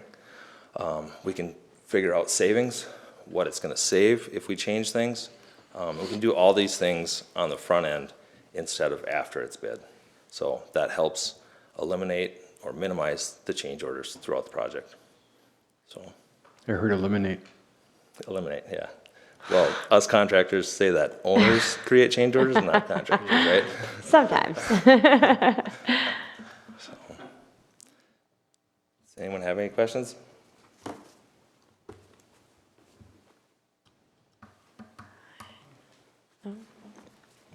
So I'll just add, so again, there are, as Chris mentioned, and then he talked about, contractors got to bid for a region. Chris, I think you said there's 5 total for our region, 3 that are local. So there are 2 that are, I think both you said outside of are in the cities. Yeah, we've got some contractors that like the program so much they just bid on every region in the state, and they're willing to work in every region, but they're not local to you. And so the 3 local were High Tech, Norson, and Parado Brothers. Right. Again, the reason we're recommending High Tech is as we were doing our research and finding more about this program and talking to others, High Tech was always the people that they recommended. Yeah. No offense, it's again, not an offense to the other 2, but when it came to this type of project, you know, if we were building a house, a lot of times, you know, people would say, well, maybe you should be looking at Brado Brothers. But for what we were doing, it came back again and again and again of, if you can work with High Tech, you should consider working with High Tech. Right. So that was the feedback we got. Again, when I talked to building official Scott Sadusky about this, because again, he will be, you know, if we actually go into construction, he's going to review, you know, again, Widseth will produce, he's got to approve the designs. There's going to be so many hands on this. Gordian's got to review the designs, obviously. High Tech or whoever the construction company would be. And then Scott will be doing all the inspections for this building. And so when it came to, you know, getting his opinion on this process, he gave the thumbs up. He said the Gordian process is great. And again, when talking about those recommendations, he said, if you can work with High Tech, I recommend working with High Tech. He said they've always been up front, you know, in other of the other 2 companies he said he's worked with. Sometimes they're, you know, when there's an issue, they kind of wait to bring it up versus High Tech. If there's an issue, they bring it up right away. So that was, again, just his anecdotal or his personal opinion that he said to share with that. So that's why we have High Tech here. If you wanted to hear from the other 2, you most welcome can. You know, Chris, I think you mentioned in our meeting, if the council even wanted, again, while this eliminates the bidding, you could in theory do a mini bidding process with the 3. Yeah, generally, we recommend doing that up front because the reason they're a part of the program, it's a very tedious process for them to pull those constraints. So we have, for large projects, if you're willing to invest the time, we've done interviews. But yeah, technically, we don't recommend going that full route of bidding. If you're gonna go that route, you might as well just get. I will also add that this process, there is no additional contract. So you notice there's no contract from Gordian. We have a letter of intent that High Tech is asked that if you're willing to go down this, we sign. Again, it's not binding, but they would appreciate that. In this situation, I asked, that was one of the first questions after finding out about this process, I asked Chris, I said, so how much is it gonna cost me? He said nothing. Their contract is with the construction company, and that cost has already been, again, included into the factor. So they would, if we, you know, approve the design with Widseth, and then either tonight or another time, you know, earlier is better, approved to say go with High Tech. High Tech is the one that contracts with Gordian, not the city. I think that's correct. And Sourcewell. So there isn't a contract with Gordian. It would be, really what we'd be doing tonight would be the contract with Widseth, and then potentially that letter of intent to have High Tech go along with us in this process. Dave, has the city attorney been involved and reviewed any of the, I mean, there's a lot of information in front of us tonight. Yes, so, so the city attorney is also the city attorney for Brainerd, and Crosby, who have also done these projects, so he's gone through these projects before. So all of this is, he's looked through it and blessed it, because again, these previous communities, he's had to approve these contracts and reviewed them as well. So to go back to the Gordian High Tech, we've got a proposal in front of us from Widseth. There's no additional cost to move forward with the Gordian. It's an ancillary, like, do that recap one more time. Yeah, so what you have in front of you tonight is the contract with Widseth. Widseth's gonna be our architects, our designers to design this new building. Again, as I said before, going back to Dan, if you want to pull up my memo, there's kind of 4 stages here. With each stage, Lindsay will be coming back to council and saying, okay, this was the design development stage, now we're going to construction stage, ready to go into construction stage. You know, essentially, if we go in this, Lindsay will be here pretty much every council meeting for the next 4 months. You're going to see Lindsay a lot. And Mike England. So you would see that team here. By going this Gordian piece, that brings in potentially a high-tech or another construction company to go along with us in the process. And that is not an agreement we would have to sign tonight. Maybe a letter of intent that says if you work with us, you know, we'll use you if we build the building. But there's no commitment to Gordian. That actually agreement is between Gordian and the construction company, not between Gordian and the city. And High Tech works with WIDSEF hand in hand when the final designs are being created. Through the That's whole my understanding. process. Which I like that because it's one thing to design it, it's another thing to have a builder side by side with you saying, well, that's not the best It way does to go. reduce costs. It really does. Yeah, as Andy said, part of the benefit, one of the benefits of this is that because they're alongside with us, if we say, here's the budget we want, and Andy, you say, you know, one of the things that they would do if we signed that letter of intent would be take our schematic designs and kind of essentially give their estimate, is that, you know, if we're designing something and there's an element of the design, you know, a flooring type or a window type or things like that that we're looking at, they can go, you know what, we've dealt with that a lot and that is not within what the scope we're looking at. They can tell us that up front versus if you do the generic, you know, WIDSEF can give us their best estimates, but if you go the generic bid route, you know, we're designing something and then again crossing our fingers and holding our breath that it comes within our desired budget. And the lowest may not even be the lowest in the long run. I mean, it's Yes, one of because those someone, things. Yeah. potentially a contractor, as Chris said, potentially a contractor could, you know, get lowest bid with that intention of Right. there are going to be change orders. Again, there's also no guarantee that they're even going to be local. You could end up with someone from Iowa who said, oh, I'll build up there, you know, being the lowest bid because anyone gets to bid on that project. I like this idea. I think, you know, High Tech is great. Mitch is great. I know Mitch. I feel like, though, to be fair to the other two, I would like to hear maybe from them, even just like some kind of presentation or like That something. was my thought process, that I am not ready to say High Tech is the company when there's two other. I think Norson is bigger in Well, commercial. Norson did reach out to me, someone from Norson, to ask me for coffee regarding the city hall. So I just feel like it would, again, like I love High Tech, don't get me wrong. Like Mitch is great. And I just feel like at this point I wouldn't, as to be fair to the other two, not necessarily like pull the trigger on one right this moment. Is that where, I believe Gordian suggested an interview type basis? We've done in the past, yeah. If you want us to be part of that and help facilitate it, we're certainly happy to, or you can do it on your own. We just did that with the city of Walker on their brand new library, and they had 3 come in, and High Tech is the one they chose. No, we know you're good.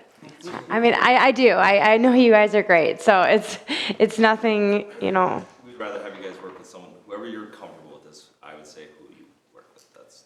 Yes, I mean, like I said, I really like this process. I like it way more than just throwing it out there and see who is going to come in the lowest. I just, you know, it's a small town, and, you know, I want to give people a fair opportunity. And that's, yeah, we've done that in the past, and, you know, the nice part about this program is you can do all that up front. You're not waiting, you're not paying for full design and then going out officially to bid before you find out who that is that you're going to work with. You know, you can bring them in, you can talk about what's their philosophy on local subcontractors, how will they work that into their, whatever criteria you guys want to work out, so. And yet I wonder, in going through an additional process, I mean, what are you looking to gain out of it? You know, I rely heavily, as I think we all do, on staff and on recommendations. We got an endorsement from the very person that knows best in the community who the quality contractors are. Scott Sadusky being, I think, someone that we all, in different ways, trust. It's specifically weighing in and saying, on a project like this, High Tech is the company. It's not that I'm opposed to considering others, I just don't know what, in going through the process, you're looking to get out of it. If the council wants to interview, again, as Chris said, Walker just did that. I know the administrator Walker, and I could always call Hope and get, figure out what they did and their, use them to figure out how their process went. If you want to do an interview process, again, my recommendation would be, if the council still, would still be to move forward with contracting with WIDSA so they can hit the ground running. If you, then we can set up, we can invite, obviously, High Tech, Norson, Barato Brothers, the 3 locals, to interview with you. Or just present like what their Or capable, present interviews, capabilities kind of, are, and I feel again. In that situation, I don't know, Lindsay, your opinion, if we'd be safe to wait till December to do that, or if it would be more of like a, you want to hold a special meeting kind of thing to do that? I think it's fair. So you asked kind of why, right? We talked about transparency for our residents, and I feel like perception is a big thing to our residents. And if we just said, oh, we're just going to pick, a contractor without at least, looking at the other 2 who are in that pool, I feel like residents would maybe appreciate that a little bit more, because then if they're asking us like why we chose that contractor, there's no, perception of a hidden agenda or a relationship with that contractor, or, and we do see this, and I'm trying to kind of get around some of that by being a little bit more like, here's the process. We did have all 3 of them, and we came to the conclusion that this was going to be the best contractor based on these things. So I just feel like, as we've seen, sometimes just moving forward with one may not. I'm not opposed to that, the idea of interviewing. My one question I'd ask was, do we want to have the full council, or do we want to dedicate that to council member, part of the design team, hold those interviews? Full council. I think it would be the full council. I think we should go forward with the interview process. I think High Tech's reputation's good. I mean, Norson's been in the community a long time. I don't know on Barato Brothers' resume what commercial projects they've done. They don't do a lot, but I know Norson does, and I think we'd be doing the residents a disservice without at least listening to a presentation. I mean, I think like our discussion on the software, I kind of lean towards Councilman Scott, your opinion on this as far as taking the staff's recommendation as far as which contractor to work with. Personally, if I have you guys interview and come and make a presentation, I'm not sure that that's going to help me make a decision. I know you, Mayor, have a little bit more experience in building and construction and things like that, but I do not. And so I don't think that would be probably beneficial to me. I think the recommendation for like the software, that is something that he can confidently say that he uses every day, right? That kind of software he uses every day. There's more of that hands-on versus the contractor world. It's not like we've done a ton of business with High Tech already and said like, oh, they've done these great projects for us in the past. We haven't seen that history, and I don't know if there's that necessarily that connection. Again, I'm not saying that we're not going to take the recommendation. I'm saying that for more so the fairness of our local and our community, we have 3 great contract companies here that have worked with cities, have done a lot of projects, and I just would like to at least hear what they have to say. So on that, I guess my request is, would the council be willing to conduct a special meeting in November? And I would say it's actually a formal meeting, not a workshop, to conduct those interviews and then make a determination at that time, so that we can get someone on board. Recommendation hopefully is still that, if we're discussing this, I'm taking it the council's leaning towards accepting WIDSA's proposal, is that we can get that process going and then get a construction, whoever the construction company is, involved in that process sooner rather than later. Correct. So, is that something the council would be willing to do yet this month? I have no problem doing that. Yeah. Is that where the council's at? I mean, in actually going through an interviewing process? Well, unless somebody wants to make a motion to accept high-tech after we approve Widseth, if that's the route we're going, and if there's not a second or it doesn't get voted through, then I would say, yes, we are going through the interview process. So I guess maybe procedurally, before we move forward with that, I would say maybe the council should first act on Widseth's proposal. Just for discussion before I get into that is, as I heard, both the interviews and I guess Councilmember Scott's testimonial that we were listening to staff's recommendation, and Scott Sadusky, who sees this everywhere, is highly recommending high-tech. I'd almost lean towards just accepting high-tech and moving forward with staff's recommendation, their expertise. They've seen it all, highly recommended, and move forward with it. I don't know if I'm in the position that I could say you do a better job than the next guy, when and the interview is just getting to know a personality. And if Mr. Sadusky is the one who works with these project managers, these companies, I do kind of feel that speaks volumes, more than what I would bring to the table after listening to an interview. So I would like to see some of the projects that they've worked on, right? I mean, I think at the end of the day, I think it would be, again, for me, it would be more so of just that perception of, well, why did you guys choose high-tech over a different company? And if I may, Madam Mayor, I would say, if you're gonna do what projects you work on, I think it should be limited to what projects have you worked on with the IQCC process. Because that's the part of the deal, is where they have to work through the IQCC process. Right. And there's a lot of, obviously, these companies work on projects every single day, but I would say, I would encourage the council to limit it to what have you done within Yeah. the IQCC process. Perfect. And I'm not as familiar with the process, so I think that would even be more helpful. But again, I think based on what Councilman Maroney was saying, I would make a motion to approve the proposal from Widseth and also further approve the attached letter of intent from High Tech. I would second that. Okay, any other discussion? One thing I would like the council to consider is, there was a suggestion of a building committee being put together.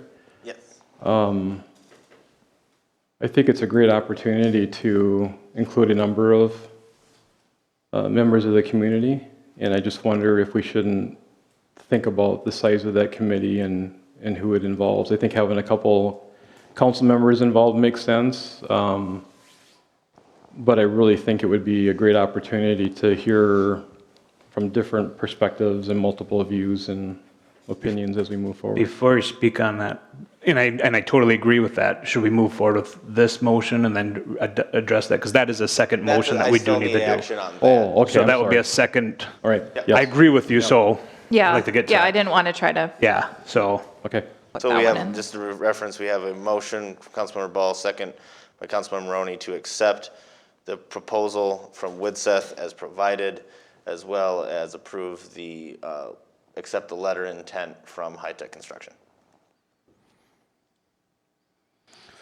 I think that should be two separate motions myself, but that's where I'm at. Okay, all those in favor say aye. Aye. Opposed? Aye. Opposed. Opposed. Motion still carries. All right. What? Can I speak on the design process? To circle back to that, so I think what Administrator Chansky is referring to is a core design team that help move the process forward in a very timely fashion. But we do have user groups, and so we have all different types of user groups. I think we had 5 or 6 different categories of people we spoke to. So all of the city staff, Joe was there with your team. David, you had your team there. Diane was part of that. there. We had a really well-rounded group. Yeah, Jerry was there. So that group, I think, it has a lot of influence in the design process, and we can continue to go back to that user group for their input and feedback. I think that's great, and we really want that. But the core design team is those people that sit through each one of those types of meetings and conversations. So we have a very consistent process and understanding of the project as it develops through the design, and the kind of the milestones are achieved through that schedule, if that makes sense. Yeah, excuse me, it does. And I'm not necessarily arguing against, establishing a bigger group. I think we all understand that when you get too many people involved in whatever the process is, it can just be cumbersome in of itself. But I still do wonder if it wouldn't be an opportunity to involve a few more community members, if for no other reason than just, to get additional buy-in and perspective and thoughts around this potential building. So.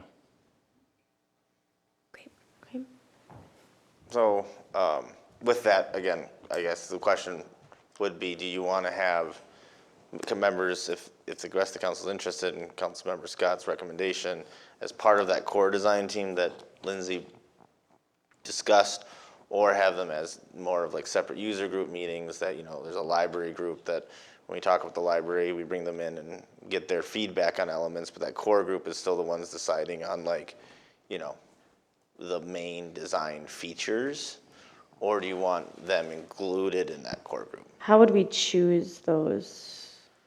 If you wanted to include them as part of a core group, I would recommend you would do some kind of application process. I would try to limit it. I would say probably no more than 3. Again, the bigger you get to a committee, the harder it is to, make decisions. Because right now what we're looking at is we would ask for 2 council members. Can't go more than 2 because then we have quorum issues. And then staff would be, depending on what we're talking about, but a lot of it would probably be myself. Public Works Supervisor Zierden would be definitely involved in that. Depending on what we're talking about, we might bring other staff members in, depending on what element. Could you guys present us something, like a proposal? And I just feel like we're not going to be able to decide exactly what that's going to look like tonight. Could you guys potentially put something together to say, here's how we would recommend doing that group, voting in, or the application, or what? We can do that. Obviously, when we're going to have it'd have to be at a future meeting to approve that. And I think part of Lindsay's proposal is that the core design group is probably going to meet and have its first meeting in the next 10 days. So they would have to be added later in the process. That's fine. Is there anything that's really going to be what's going on in the next month or 2 that, You want to speak to what that looks like? Given the goal of having the project ready for bid at the end of January, which is a very ideal time for pricing and contractor availability, we've worked ourselves back out of that time frame for a design. So our design is very condensed. And so the entire design development phase essentially will happen before the next board meeting. And so that core design team, our goal is to keep it small, maybe 5 members at the most, to work ourselves through that design development, answer a lot of questions, make a lot of recommendations, so that when we come back here for the December meeting, with the help of the Gordian and High Tech part of the project, we'll have a more accurate construction cost estimate, and we'll have a really much more refined design development package for you all to review and approve. Upon that approval, our team then will go into the construction document phase, and that's about a month and a half for the construction documents to come together. So this is very, very, very expedited intentionally to hit that targeted bidding window. So any delays in this design process, we're more than welcome to accommodate that, but that's just going to continue to shift that bidding window further and further into the spring. So I might have a solution. Since our Park and Rec group is community-based members, I would like if they would maybe volunteer. If there were 3 members from Park and Rec that want to volunteer to be on that with 2 of us, they could potentially vote on that at their next meeting, and they would join us in that process. Just an idea, because then they're meeting next week. If none of them want to, fine. But I think it would be a great opportunity. I know Sandy and Bill, you guys sit on the board and Dan. So I mean, I don't know what you guys think about that, but. We may meet on Thursday. Okay, well, I mean, can we add that? I mean, is this something that you guys would like to talk about to see if we can pull 3 of you, since you are community members? I think that would be a great way to expedite this and to make sure that we don't fall off track. So if you guys are okay with that, I think that would be our best option. If we took that recommendation, then you're getting a group of 7 to 8 as a core team. Does that seem to be a little too much? That's a lot. Okay, so That's how many do we need? Probably do 2. Oh, okay, 2. Okay, I didn't know. I So thought. then you'd have 2 council members, 2 Parks and Rec, and then Oh, that's fine. Okay. staff. However many we thought was needed. I mean, I think. And then you guys can vote. If there's more than 2 people that want to do it, then you guys can kind of vote and just give us the 2 names, and here we go. So in that situation, Madam Mayor, just clarification, you would be accepting whomever they choose? Correct. Just so we can Correct. move. For reference, the type of conversations and decisions that this group will be participating in is what type of access control system will be throughout the building, what type of AV system, will be incorporated into the building, mechanical and electrical systems, backup generator systems. Joe, I think you'll be very influential in these conversations, just to kind of give you a perspective on what those conversations will be and the decisions that need to be made in a very timely fashion to meet the proposed schedule. Now, this is just a proposed schedule. We don't have to abide by this, but that is just kind of hitting, again, that targeted bidding window in that January, February timeframe. Okay. Are you looking for us to have 2 people selected from council? So I would say I would appreciate if 2 of you could figure out who the 2 of you are. And then if you do want to involve members of the public, we will, again, if you want Parks to be involved, we'll need a direction so we can have them decide on Thursday. Okay. Does anybody on council want to do it? I wouldn't mind being part of it. I do not want to be part Volunteer of it. Councilman Maroney because of his technology expertise. These meetings. Now I look better because I More volunteered. than likely, again, we haven't scheduled our first meetings, but I would anticipate they'll probably be during the day. Okay. Yes, unfortunately, that takes me out from being involved. Unless, Too many work conflicts. I would be available. I mean, if you want to do it. I mean, I'm not sure without knowing like the schedule if it would work for my work hours. I mean, I'm more flexible than some because I work from home, but that doesn't mean I can leave whenever I want either.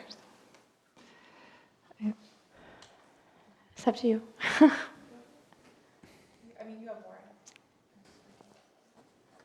That's fine. Steve, you want in? Steve, he was the first one to say. Yeah, I know, right? That's Nominate yourself. Councilmember Scott, can I ask if we did them like later in the afternoon? Like, I know you generally said, after 3 o'clock, like we did later in the afternoon, just not like at 7. If we did them at 3:30, 4, would that work better for you? Certainly could. I feel like you would be good in that role too. It would come down to, just the cadence of how frequently and, if we're targeting a certain day of like the week on a recurring basis and stuff. But yeah, definitely the later the better. I mean, if it could be 3 or after, I should be able to make that work. I would think, just with the projected design schedule, we would meet on a weekly recurring basis. And so we could all work together to establish what day of the week and what time of the week we would meet. We can meet in person or we can also meet virtually, which actually works just fine for some of those meetings as well. Okay. Yeah. Yeah, I'd be willing to. Okay, I will. How long are those meetings? I will give up my position. And Make them. If they're like this, He's at hockey. that's hockey. He's hockey. Like, are we talking like less than 2 hours? It's whatever you make it. Okay, I can make it work. Okay, time? perfect. So we After have 3? 2 over here that will, Would work, yeah. okay, perfect. Once we get the, and so then the last thing is, does the council want, I just want a clarification, do you want the Parks Committee to consider having 2 of their members on that group? Correct. For me. Or would the park committee be, as was mentioned, a group that would be brought in at certain points in times, like the library group would be and things like that? Would we look at the park committee sort of having a similar role in that way?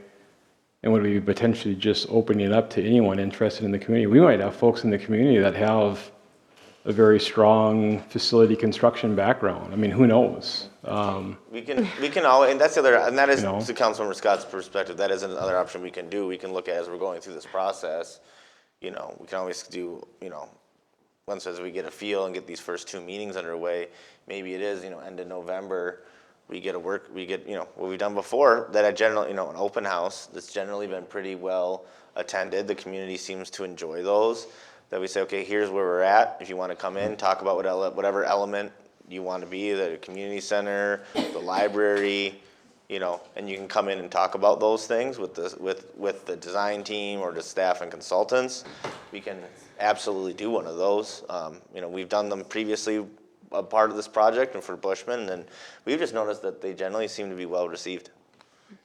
That's a good idea. We could approach it that way too. I like that. We have the website. We can keep people up to date, meeting minutes, whatever, but I think keep it small and then bring in departments or bring in people as needed. Okay. Sounds like a motion. I make a motion to,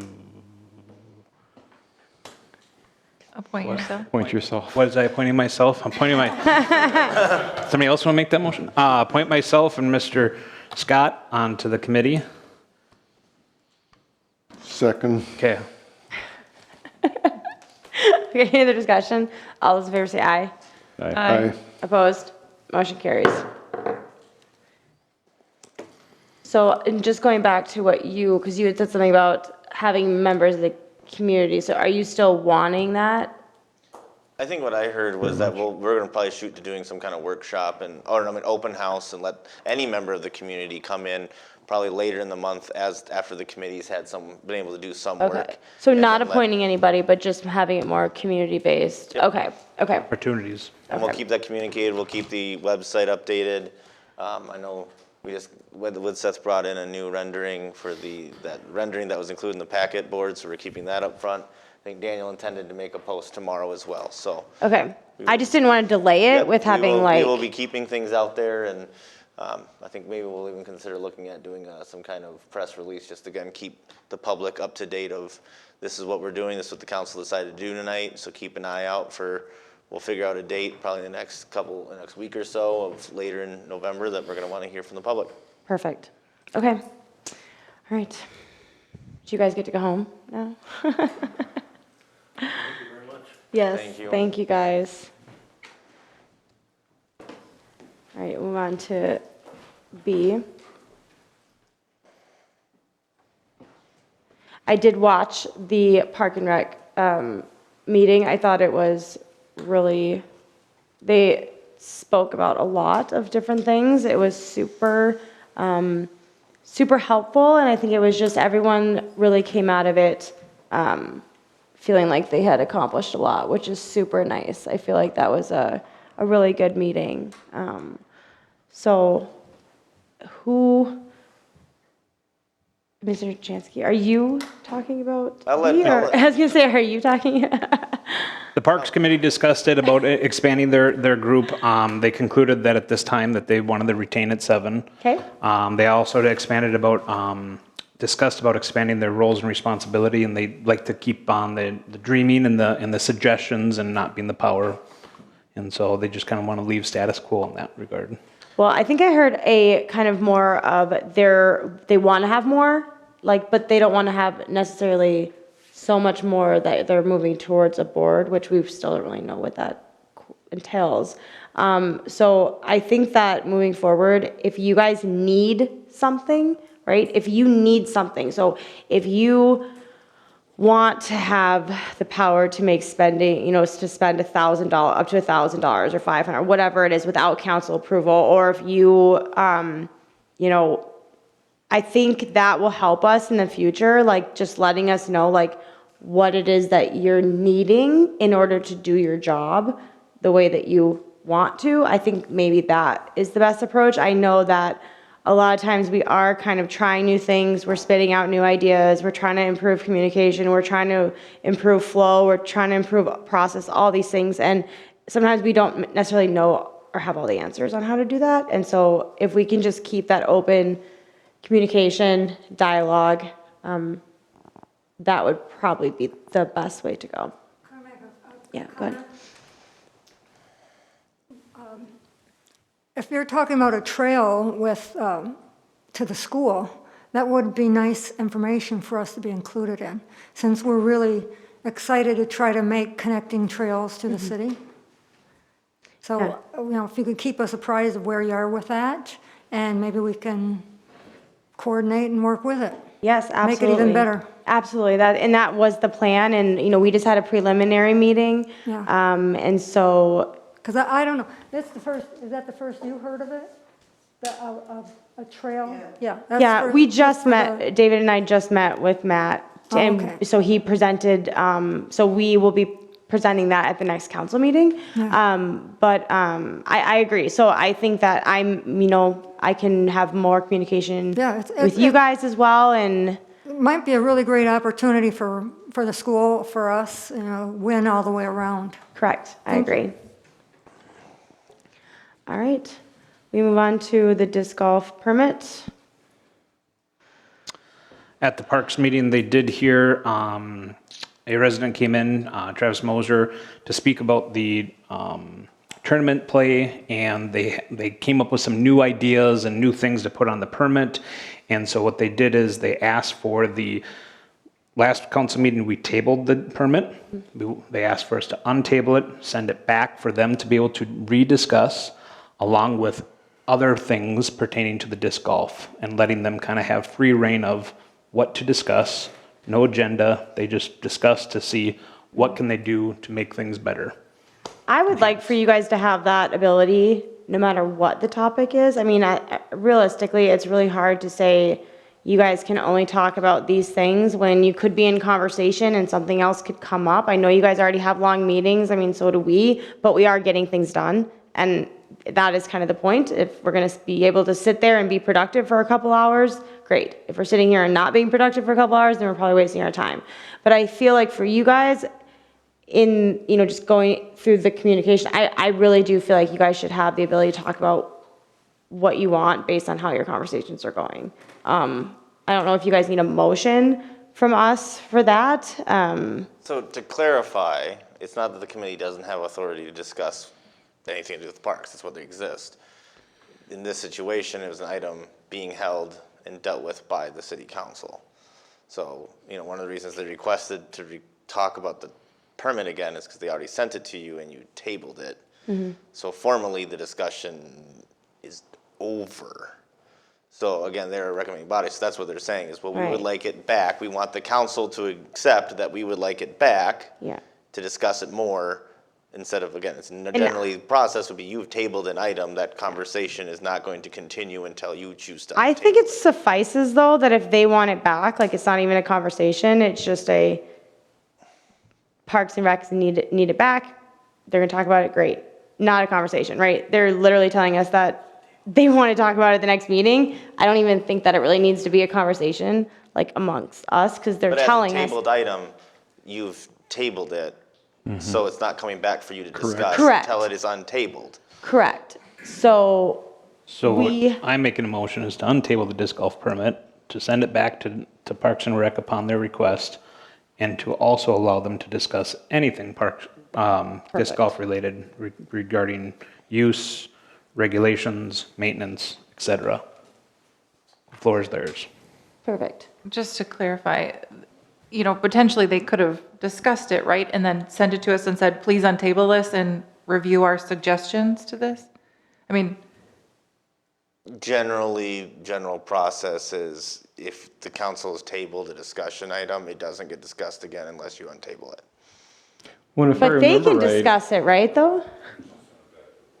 if I remember right, I mean, the council tabled action on that license for pretty specific reasons of which I'm not going to be able to rattle off here as I sit here tonight. But I think the overall sentiment was that it's going to get tabled until there's more conversations, which I understand some conversations are already occurring about, holes, number of holes. I mean, there's any number of things that have been part of the discussions and I think feelings amongst the council and the community that needed to be worked through more before we can land specifically on, the license itself. That was my recollection as to why the council tabled action. It wasn't just sort of an arbitrary, we're going to table it for no reason. Well, again, it wasn't at the meeting, but reviewing the meeting, it was motion was to table, and it was tabled. There was no table for these reasons and don't bring it back. The motion was to table. Yeah. It was seconded and voted upon and over. And we should not bring in, I think we're talking about the permit, that's it. Like that's what we're talking about. Like, that's it. There's no other, number of holes, has nothing to do with the permitting. I just keep it at permitting. You guys take as long as you need to come up with a really solid recommendation, and then we'll get it back at that point. Madam Mayor, there is a motion on Yes, the floor yep. from Councilmember Maroney, unless he wants to defend that motion, to untable it, send it back to the committee and give them, they can discuss anything related to that. If I'm studying correctly, That is the correct motion, because that was their request. Disc golf and that property. That is the motion, and due to that was the request that was talked about at the Parks meeting. Do I have a second?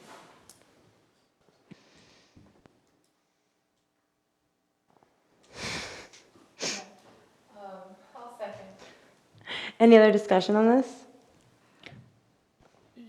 I guess my concern continues to be, I think what led us before to table discussions on it when there are continuing concerns of documented violations of how the course is being used. And I guess it was my impression that the council was ready to start specifically addressing and working through how are we going to be able to make sure that things like drinking alcohol on site doesn't continue to happen going forward. I think that's still on the table. I mean, I don't think that just by them working on the permit, that doesn't take away from.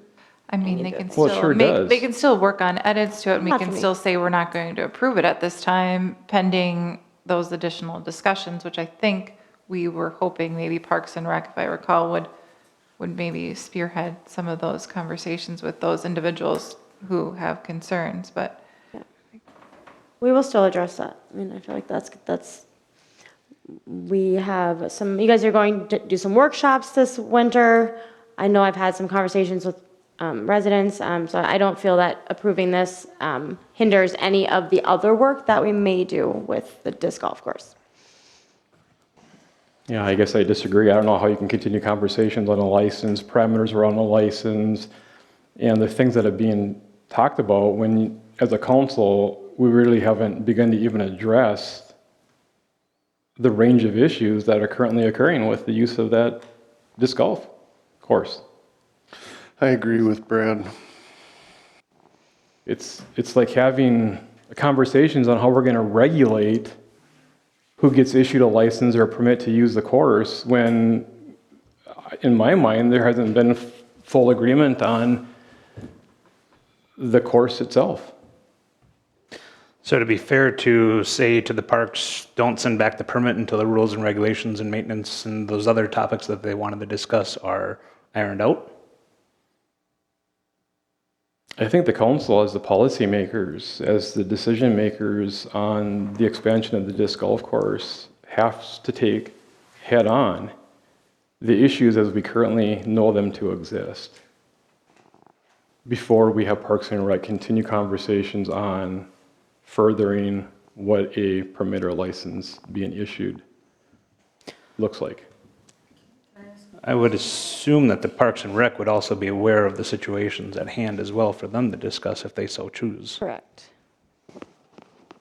I don't know, I guess I look at the council as the elected body, as the body that people entrust to make decisions. It's sort of in some way, not to take anything away from Park and Rec and the people that are on it, but it feels to me in some ways like certain decisions in that way are being, moved in the direction of the Park and Rec. And I don't want to speak for anyone on the committee, but if I am a volunteer on a committee like that, I'm sitting back and thinking, why is the council asking us to address specific issues with the use of the course, when in reality, we should really be only focused on sort of how we view the permit and what attributes of their permit make sense to have in place.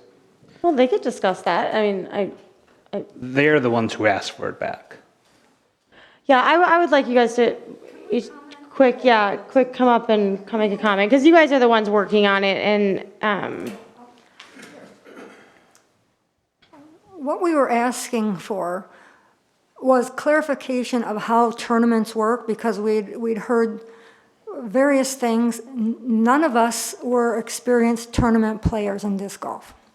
So we had an experienced tournament disc golf player come, and he explained and portrayed how these things are handled, how they work, what happens. And with that in mind, we realized that what we had previously sent needed some fine tuning. That's what we're asking to do. What we had previously sent that you tabled because you were, unsatisfied with it in some way, we're hoping that if, with the additional information and understanding we have, that we can clarify what you guys were disturbed by and come up with a permit for tournaments that would work for everybody. One of the ideas too was to not even have 5 tournaments, but to cut it down to 3. Yep. So we thought that was a pretty good concession, a compromise position to make. But we just wanted to tune it back up and see if we can get it to where you will approve it and it'll work. That's my take on it. Sandy may have something else. Well, I just have a little concern, is the course open? If the course is open, we should have something, while we're working on all these other issues, that people have to abide by certain rules. If we're gonna allow the Bemidji course or the group have an event, that we at least have something that they have to sign, that they have to hold to, or otherwise it's just an open course. right. And I felt like maybe that was something you guys were working on too, right? I mean, is that What do you, as far as? the rules and Yeah. Okay. I mean, that's The kind of permit, what yeah. the whole event permit was Yeah. going to be, that they had to abide by certain rules. Yeah, so I like the path that you guys are going down with that, and I do think that I would like for you guys to be able to continue your work and tweaking it. And I just personally don't think that at least having that, and all these other issues can still be worked on. Correct. And changed. And we want however you to, see. we want to work on these things, so. Yeah. Yeah. But the course is open. So we need to have something, I think, in place just for these. So you don't have tournaments there every weekend. Right. Well, as it stands, there can be no Yeah, so tournaments those- unless an event permit is Yeah. approved. Yeah. So Yeah. at this, I was just clarify, Yeah. so at this time, no tournaments will be approved Right.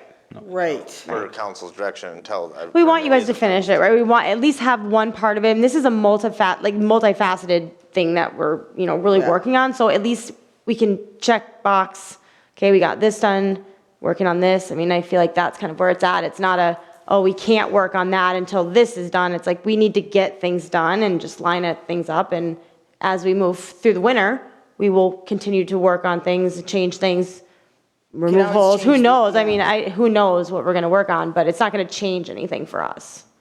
So, okay. None of us want to promote drinking or smoking on any parkland. So those are, kind of goes without saying that those are going to be on the list of not acceptable, actions. Correct. And they're currently on the list, Diane, and yet to no avail. Month over month, the council continues to get pictures from residents with empty beer cans and the like, and garbage cans out there, so. Can you say they are from tournament people? Do we not have I don't know that it similar issues matters. at the beach on occasion? I mean, I'm thinking, we can't prevent every single random act of bad behavior anywhere. I mean, you can find it walking down any street. But How this many is times in do you pick up people's beer cans on your backyards. street? This is in the middle of an otherwise residential area. I don't think we should rehash this right now, though. I really think that we should move to vote on the permit, so you guys can continue your work on that. I'd like 20 seconds. Okay. We got to listen to Mr. Moser give us a dissertation for just about an hour at the Park and Rec meeting, and he basically was trying to backtrack on a lot of what we had in the permit, such as the drinking issue of one of the club members was caught drinking. He didn't think it was fair that they should not be able to come back as a club or as that individual. So the purpose of that, in my opinion, again, and Diane will probably disagree, was to water down what we'd already done. Thanks. Okay. Thank you. All right. All those in favor, say aye. Aye. Aye. Opposed? Aye. Aye. Motion carries. All right. Last but not Last item, least. thank you, Madam Mayor. So, last meeting, we had an FNC corporate resolution on the agenda, and I will apologize, it's generally been a pretty routine procedure. These have to be done mostly every year, so it was on consent. Some questions came up, council tabled it for further. So what I want to do here is just kind of give an overview of answer a number of questions, I think answer some of the questions that were brought up, and then just give it a little more overview very quickly about the city's investments, how we invest, what we have invested. I sent something out earlier this evening, or this afternoon to the council about our actual investments, one of our investment statements that aren't in their current form public data. They would have to be redacted before we actually put those out there, but for the council to see where we're at. So very quickly, Minnesota Statute 188A.04 is what gives the cities the authority to make investments. How the city invests is pretty restricted. Essentially, we can invest in federal, state, and local municipal securities. Those are general obligation bonds, revenue bonds, commercial paper, if it has the highest quality category rating by at least 2 nationally recognized rating agency and matures within 270 days. Time deposits such as CDs, FDI, that are FDI insured, and temporary obligation bonds that are guaranteed by a full faith and credit of a public entity. So pretty much when it comes to investments, what we would essentially say is no risk investment. So we're not going into mutual funds. We don't get to play the stock market. None of that. They have to be things that are backed by taxing entities. They can't go defunct, essentially.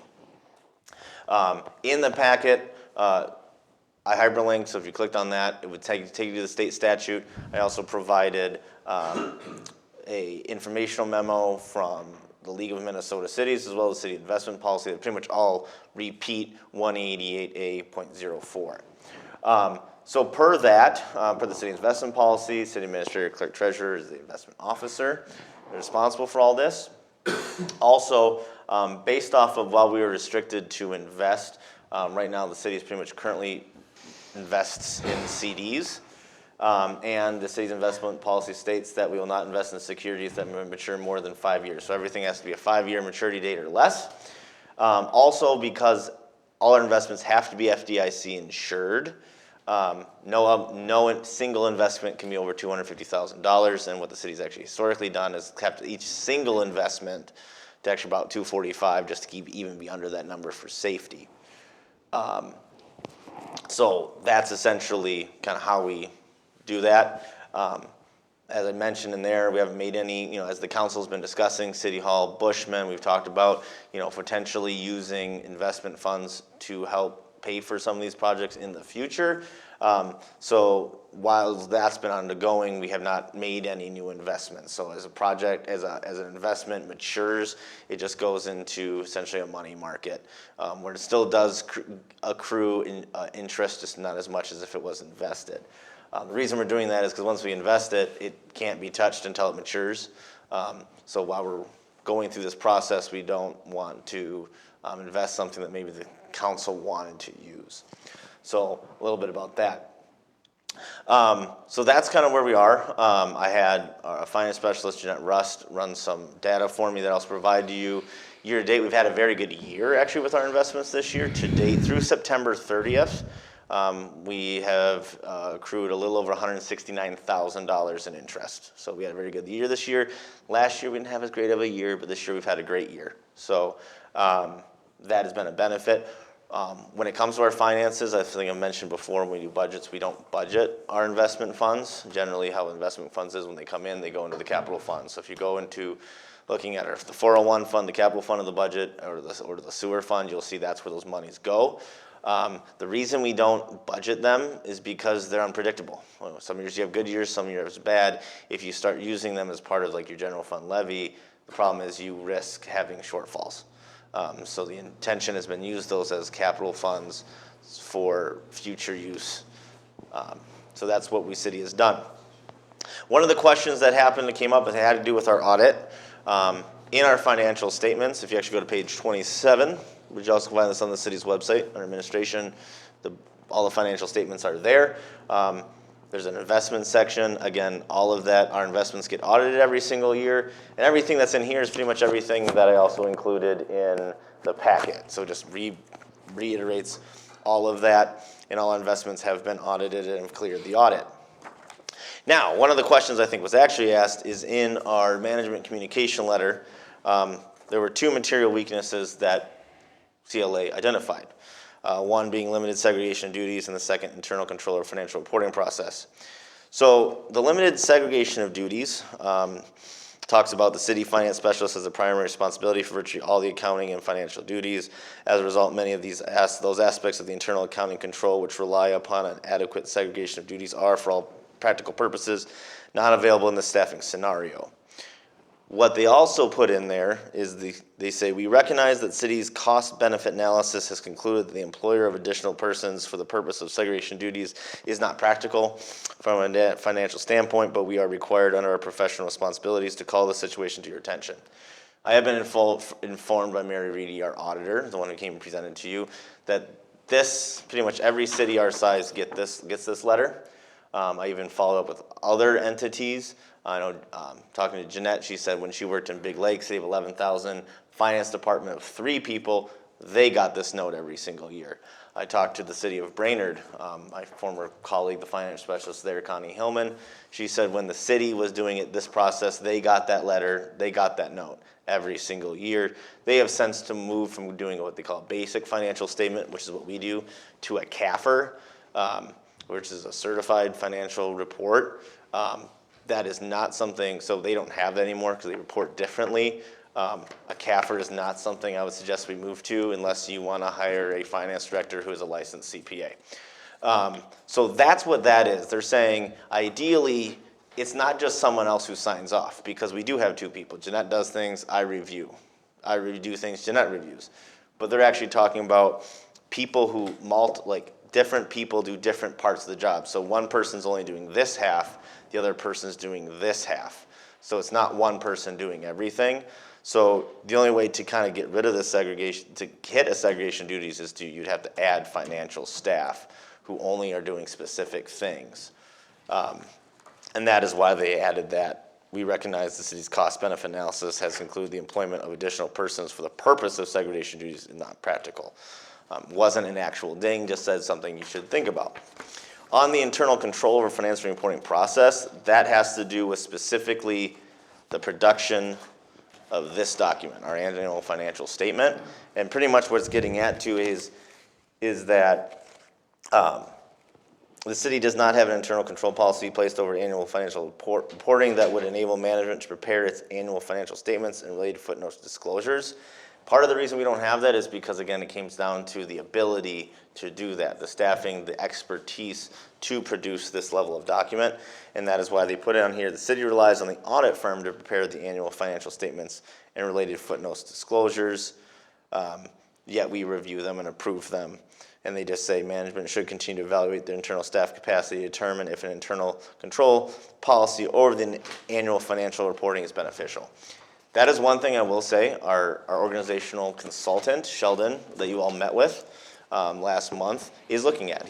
Every one of these he looked at for the last 5 years. So actually I should say 4 years, 22, 21, 20. 3 to 4 years he looked at.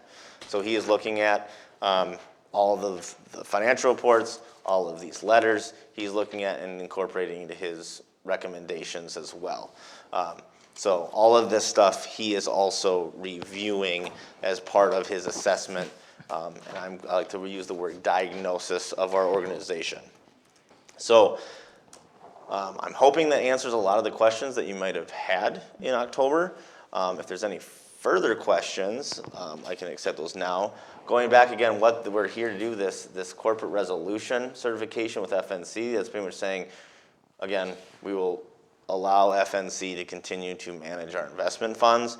And by the way, managing, they do not invest on our behalf. So they don't just take our money and put it somewhere. Again, as an investment officer, we have to be, I'm the one that says, again, we tried to use like an investment, we call it investment ladder. So having things that are 5 years out, 4 years out, 3 years out, 2 years out, 1 year out.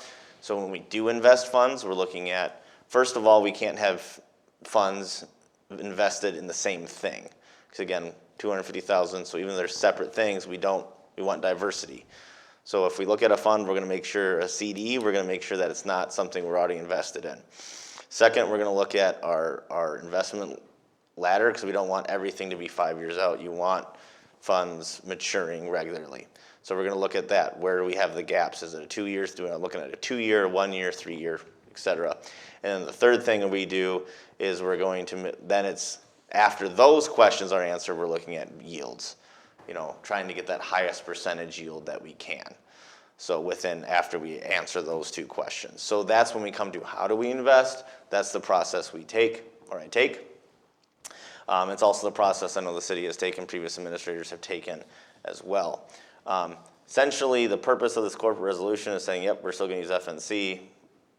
And if we don't approve this, it's pretty much, we're gonna be saying that we intend to divest from FNC. So if we wanna continue to be using FNC as one of our 5 firms, we do have 5 we invest with, so FNC is just one of the 5 as was provided to you.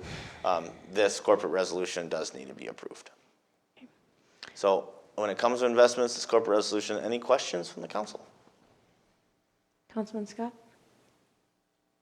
Nope. You've answered any questions that I had. Thank you. All right, need a motion? Yes, I would appreciate a motion to approve the attached resolution with FNC. I'll make that motion to approve the corporate resolution certification for FNC. Then our second. Any other discussion? All those in favor say aye. Aye. Opposed? Motion carries. All right, staff reports, you got anything for us? Okay, thank you, Madam Mayor. So we're on staff reports first. Yes. No, I don't know why that's in there twice. Should be staff reports first, and then the second one is actually supposed to be agenda forecast. Oh, it is in there twice. Yeah, I don't know. That my bad. That's Apologize. okay. I don't know how I missed that. So staff reports. First thing, just a few things for you this evening. As mentioned to you, we did conduct interviews with 5 candidates for the planning and zoning administrator position last week. I appreciate the assistance of Deputy Clerk Deb Runksmeyer, as well as Marcy Weaver, the chair of the Planning Commission, sat in on those with myself. And then we did identify, we asked one candidate to come back, who then had a further conversation with Daniel and I. That first meeting really had some questions, getting to know the candidates. The second one was really to talk about who we are as an organization, kind of expectations when it comes to, what are the projects we have working on, who are we as a community, what does the community expect, what are our expectations internally with management, customer service expectations.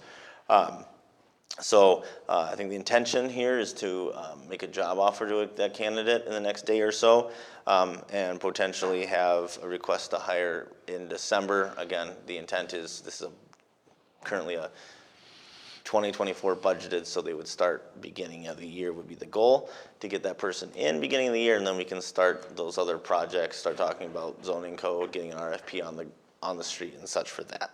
So that's where we are with that process. Tomorrow is the Pequot Lake School District referendum election. Just want to remind people that you are not voting here. If you live in Breezy Point, you are not voting in City Hall. We've put some things out on the social media. Deb put it on the sign. I anticipate we'll still have some people walk in here. If you live in Breezy Point, vote at the Cole Memorial Building. If you have any questions about that, call Crow Wing County Administrative Services. The school district has contracted with them to run that election. This Friday is Veterans Day, so we will be closed for business. And then looking at November 16, we have a workshop scheduled for 3:30. The primary there would be for the initial one would be discuss a review of the proposed final 2024 budget. The goal is that at that point we'll have numbers from the county. We can talk about that. If there's anything else with the budget that the council would like to discuss. Also, we'll work on, if the council still would like, having the representative with Questa could come and can give you a brief run through of that software if you'd like. The other thing, as the mayor has alluded to, Crow Wing County, the highway department did reach out about 2 weeks ago and is looking to apply for a Transportation Alternatives TA grant for a construction of a trail on County 11. This would be the max. I think we intend to apply for the max, which would be $800,000. So they would be applying for that $800,000. There's a 20% match from when that would be local would be required to match that that $800,000 minimum. Again, we don't even know yet what construction would actually cost. This is for 2028 funding. Yes. So how TA works is you're always looking 4+ years out. So, And it'd be segmented. So it's not going to be something where we're going to say, oh, it's going to be from here to here. It'll be segmented. They did ask to meet with myself and the mayor, and actually I had Daniel sit in on my behalf so I could work on the packet and try to get that packet out. So they met. To move forward, will need the council to adopt a resolution of support. I believe they're also talking to Pequot Lakes. But Madam Mayor, I don't know if you wanted to bring up, there was some discussion, as I understand it, about them being at the workshop on the 16th. For him to come present? Correct. Yeah, so that's up to you guys. If you want him to come just present what the grant is and the process. If you don't need it, that's fine. But if you want to hear about it, so that you can come to the December meeting with all the information to vote for the resolution. And the resolution is just to The resolution of support cooperate? for the support Yeah, for support. the grant. It's the same resolution, same type of resolution that we are doing with the county to apply for the 1.5, well, I'm sorry, for WSB to apply for the $1.5 million grant as well. It's a resolution of support for the grant. So he can write it, so he would write it, the county would write it, the county would take care of it, and he's very confident that, we could get something, especially with the Safe Routes to School plan, because now what we're doing again is what Tad had alluded to, is that we were using that plan to secure ourselves grant funding for a paved trail.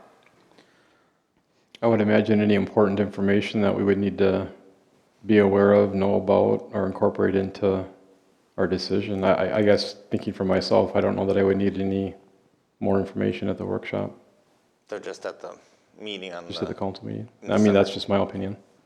And just to clarify, it's just a grant, zero cost to us. Correct. But if we Correct. get the grant, we do what? There's a if you were to be awarded the grant and move forward with construction, there's a 20% match. So for $200,000. How much? Sorry. 200,000 minimum. would be the match. So it goes back to the question I asked earlier, if we get a grant and we don't go Correct. forward with something, it looks poorly upon. So I would actually like to learn more about what this is doing, just because there's a 20% 4 grant. year, yeah, it's 4 years out, so I actually don't really know Well, either. I didn't. you'll find out, it's for 2028 funding, but you'll find out in 2024 if you're awarded the funding. Right, So you don't apply now and wait 4 years to find out if you got it. right. We would find out in May. So is the, But you don't guess is budget for it till like 2028 then? Or you would have till 2028 to pay Well, it's the only money? for construction, so like a lot of it, we would be looking at potentially other grant funding for engineering and other grant funding for, other parts of it. But that funding is specifically, that grant is for construction only, that grant. Okay. Region. Do we have numbers for like what it costs? You would still No, have to we get it set aside money designed for a and- feasibility study for 2020, for next year, to look at what that looks like. So, and I talked to him about that during the meeting, and we could do the feasibility study that we, and get that result kind of back during that same time frame. But we could do it, When is the deadline for the grant application? January 12th.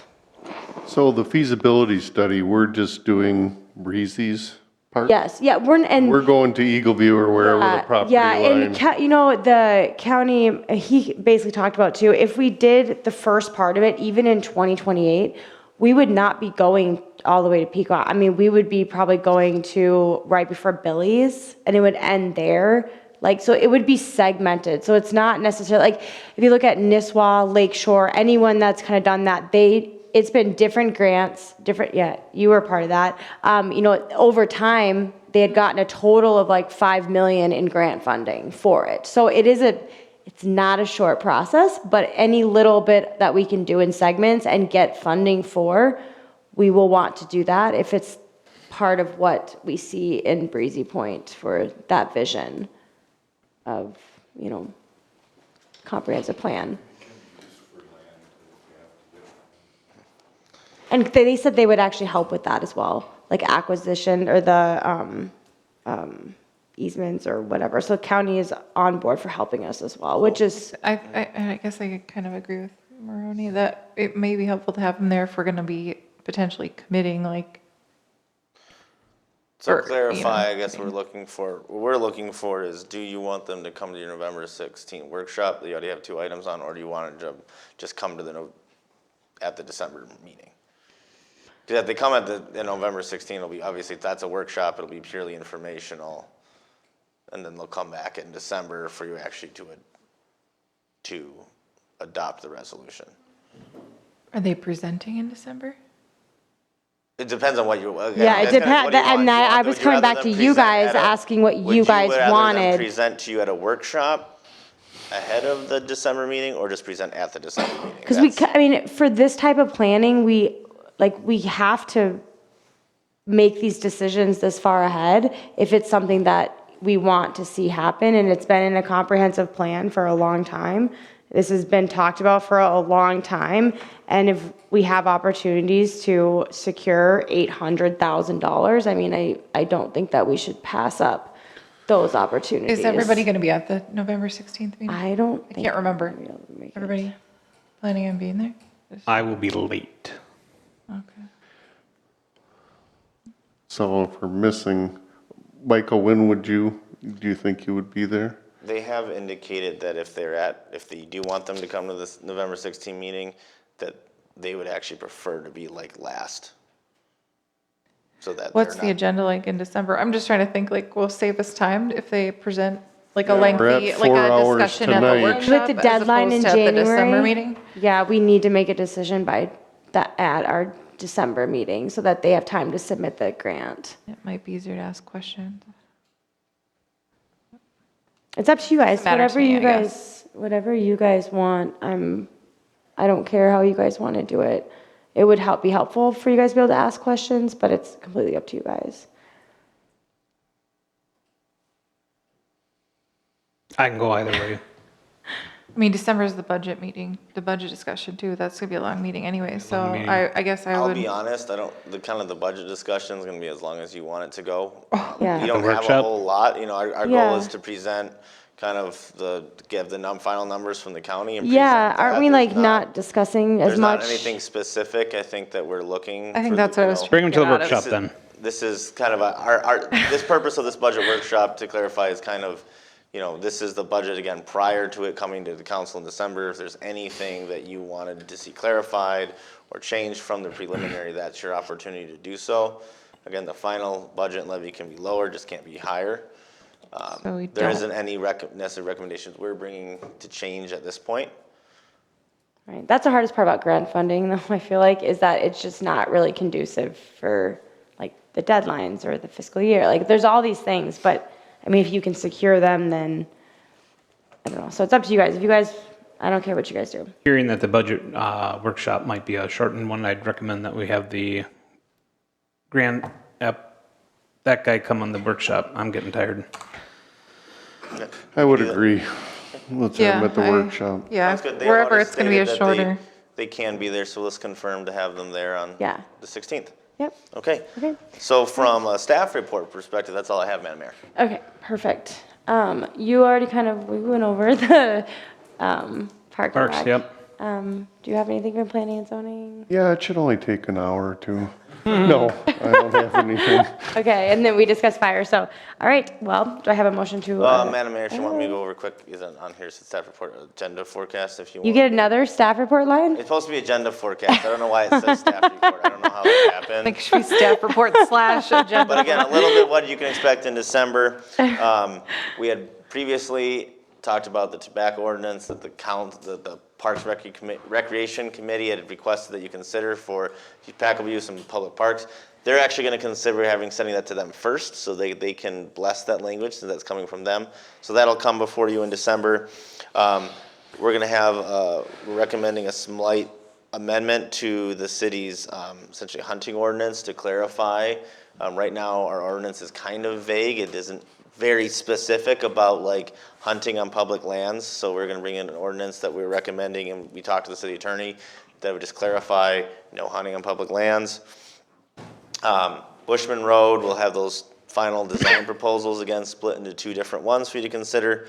As I mentioned, hopefully planning a recommendation to hire for a planning and zoning administrator. That short-term rental well testing, that language clarified. Fire truck, JPA that we already discussed, and the big item for that agenda will be the 2024 budget, final budget presentation, and public hearing and approval. Are you talking about like no more deer stands, like As in, on the, because weren't people hunting on? The ordinance is basically written like you're in a rural community and you're asking a landowner to hunt. That? And Okay. I talked to Brian and David about it because the subject has come up because of the disc golf course. There was deer stands all over for there. sure. People have hunted it for years. That it's a city park. I mean, there's kids there, there's families, there should be no hunting. But the ordinance, again, was you had to go to the landowner to get permission. Well, we're the city. Now, again, if there is land that's zoned agriculture in the ordinance, is there gonna be a part that still applies to the residents or? pretty much, again, how the city attorney stated, and I asked him about this, is pretty much it applies to the city too. Yes. So if someone wanted to hunt on land that is owned by the city, they technically need to ask permission, and we're gonna say no. Yeah. But he said it wouldn't be a bad thing to actually clarify, just to make it very clear, there's no hunting on public land. It just clearly Correct. says that. Okay. The problem is right now it doesn't. Okay. There is clear that there's no rifle hunting, but bow hunting, there's also areas like, the sewer plant. We don't want people hunting around the sewer plant. That's a safety concern. So our recommendation, we're gonna bring just some ordinance language that suggests. To clarify it. Make it Okay. clarify in these areas, all lands owned by the city, because that's what we can control. Yeah. Land owned by the DNR, the state, tax forfeit lands, we can't really control those, unfortunately. Those are public lands that are allowed to be hunted on. Okay, perfect. Do I have a motion to adjourn? Move to adjourn. Second. Second. All right. Any other discussion? All in favor say aye. Aye. Opposed? Motion carries. All right. Do you need our laptops?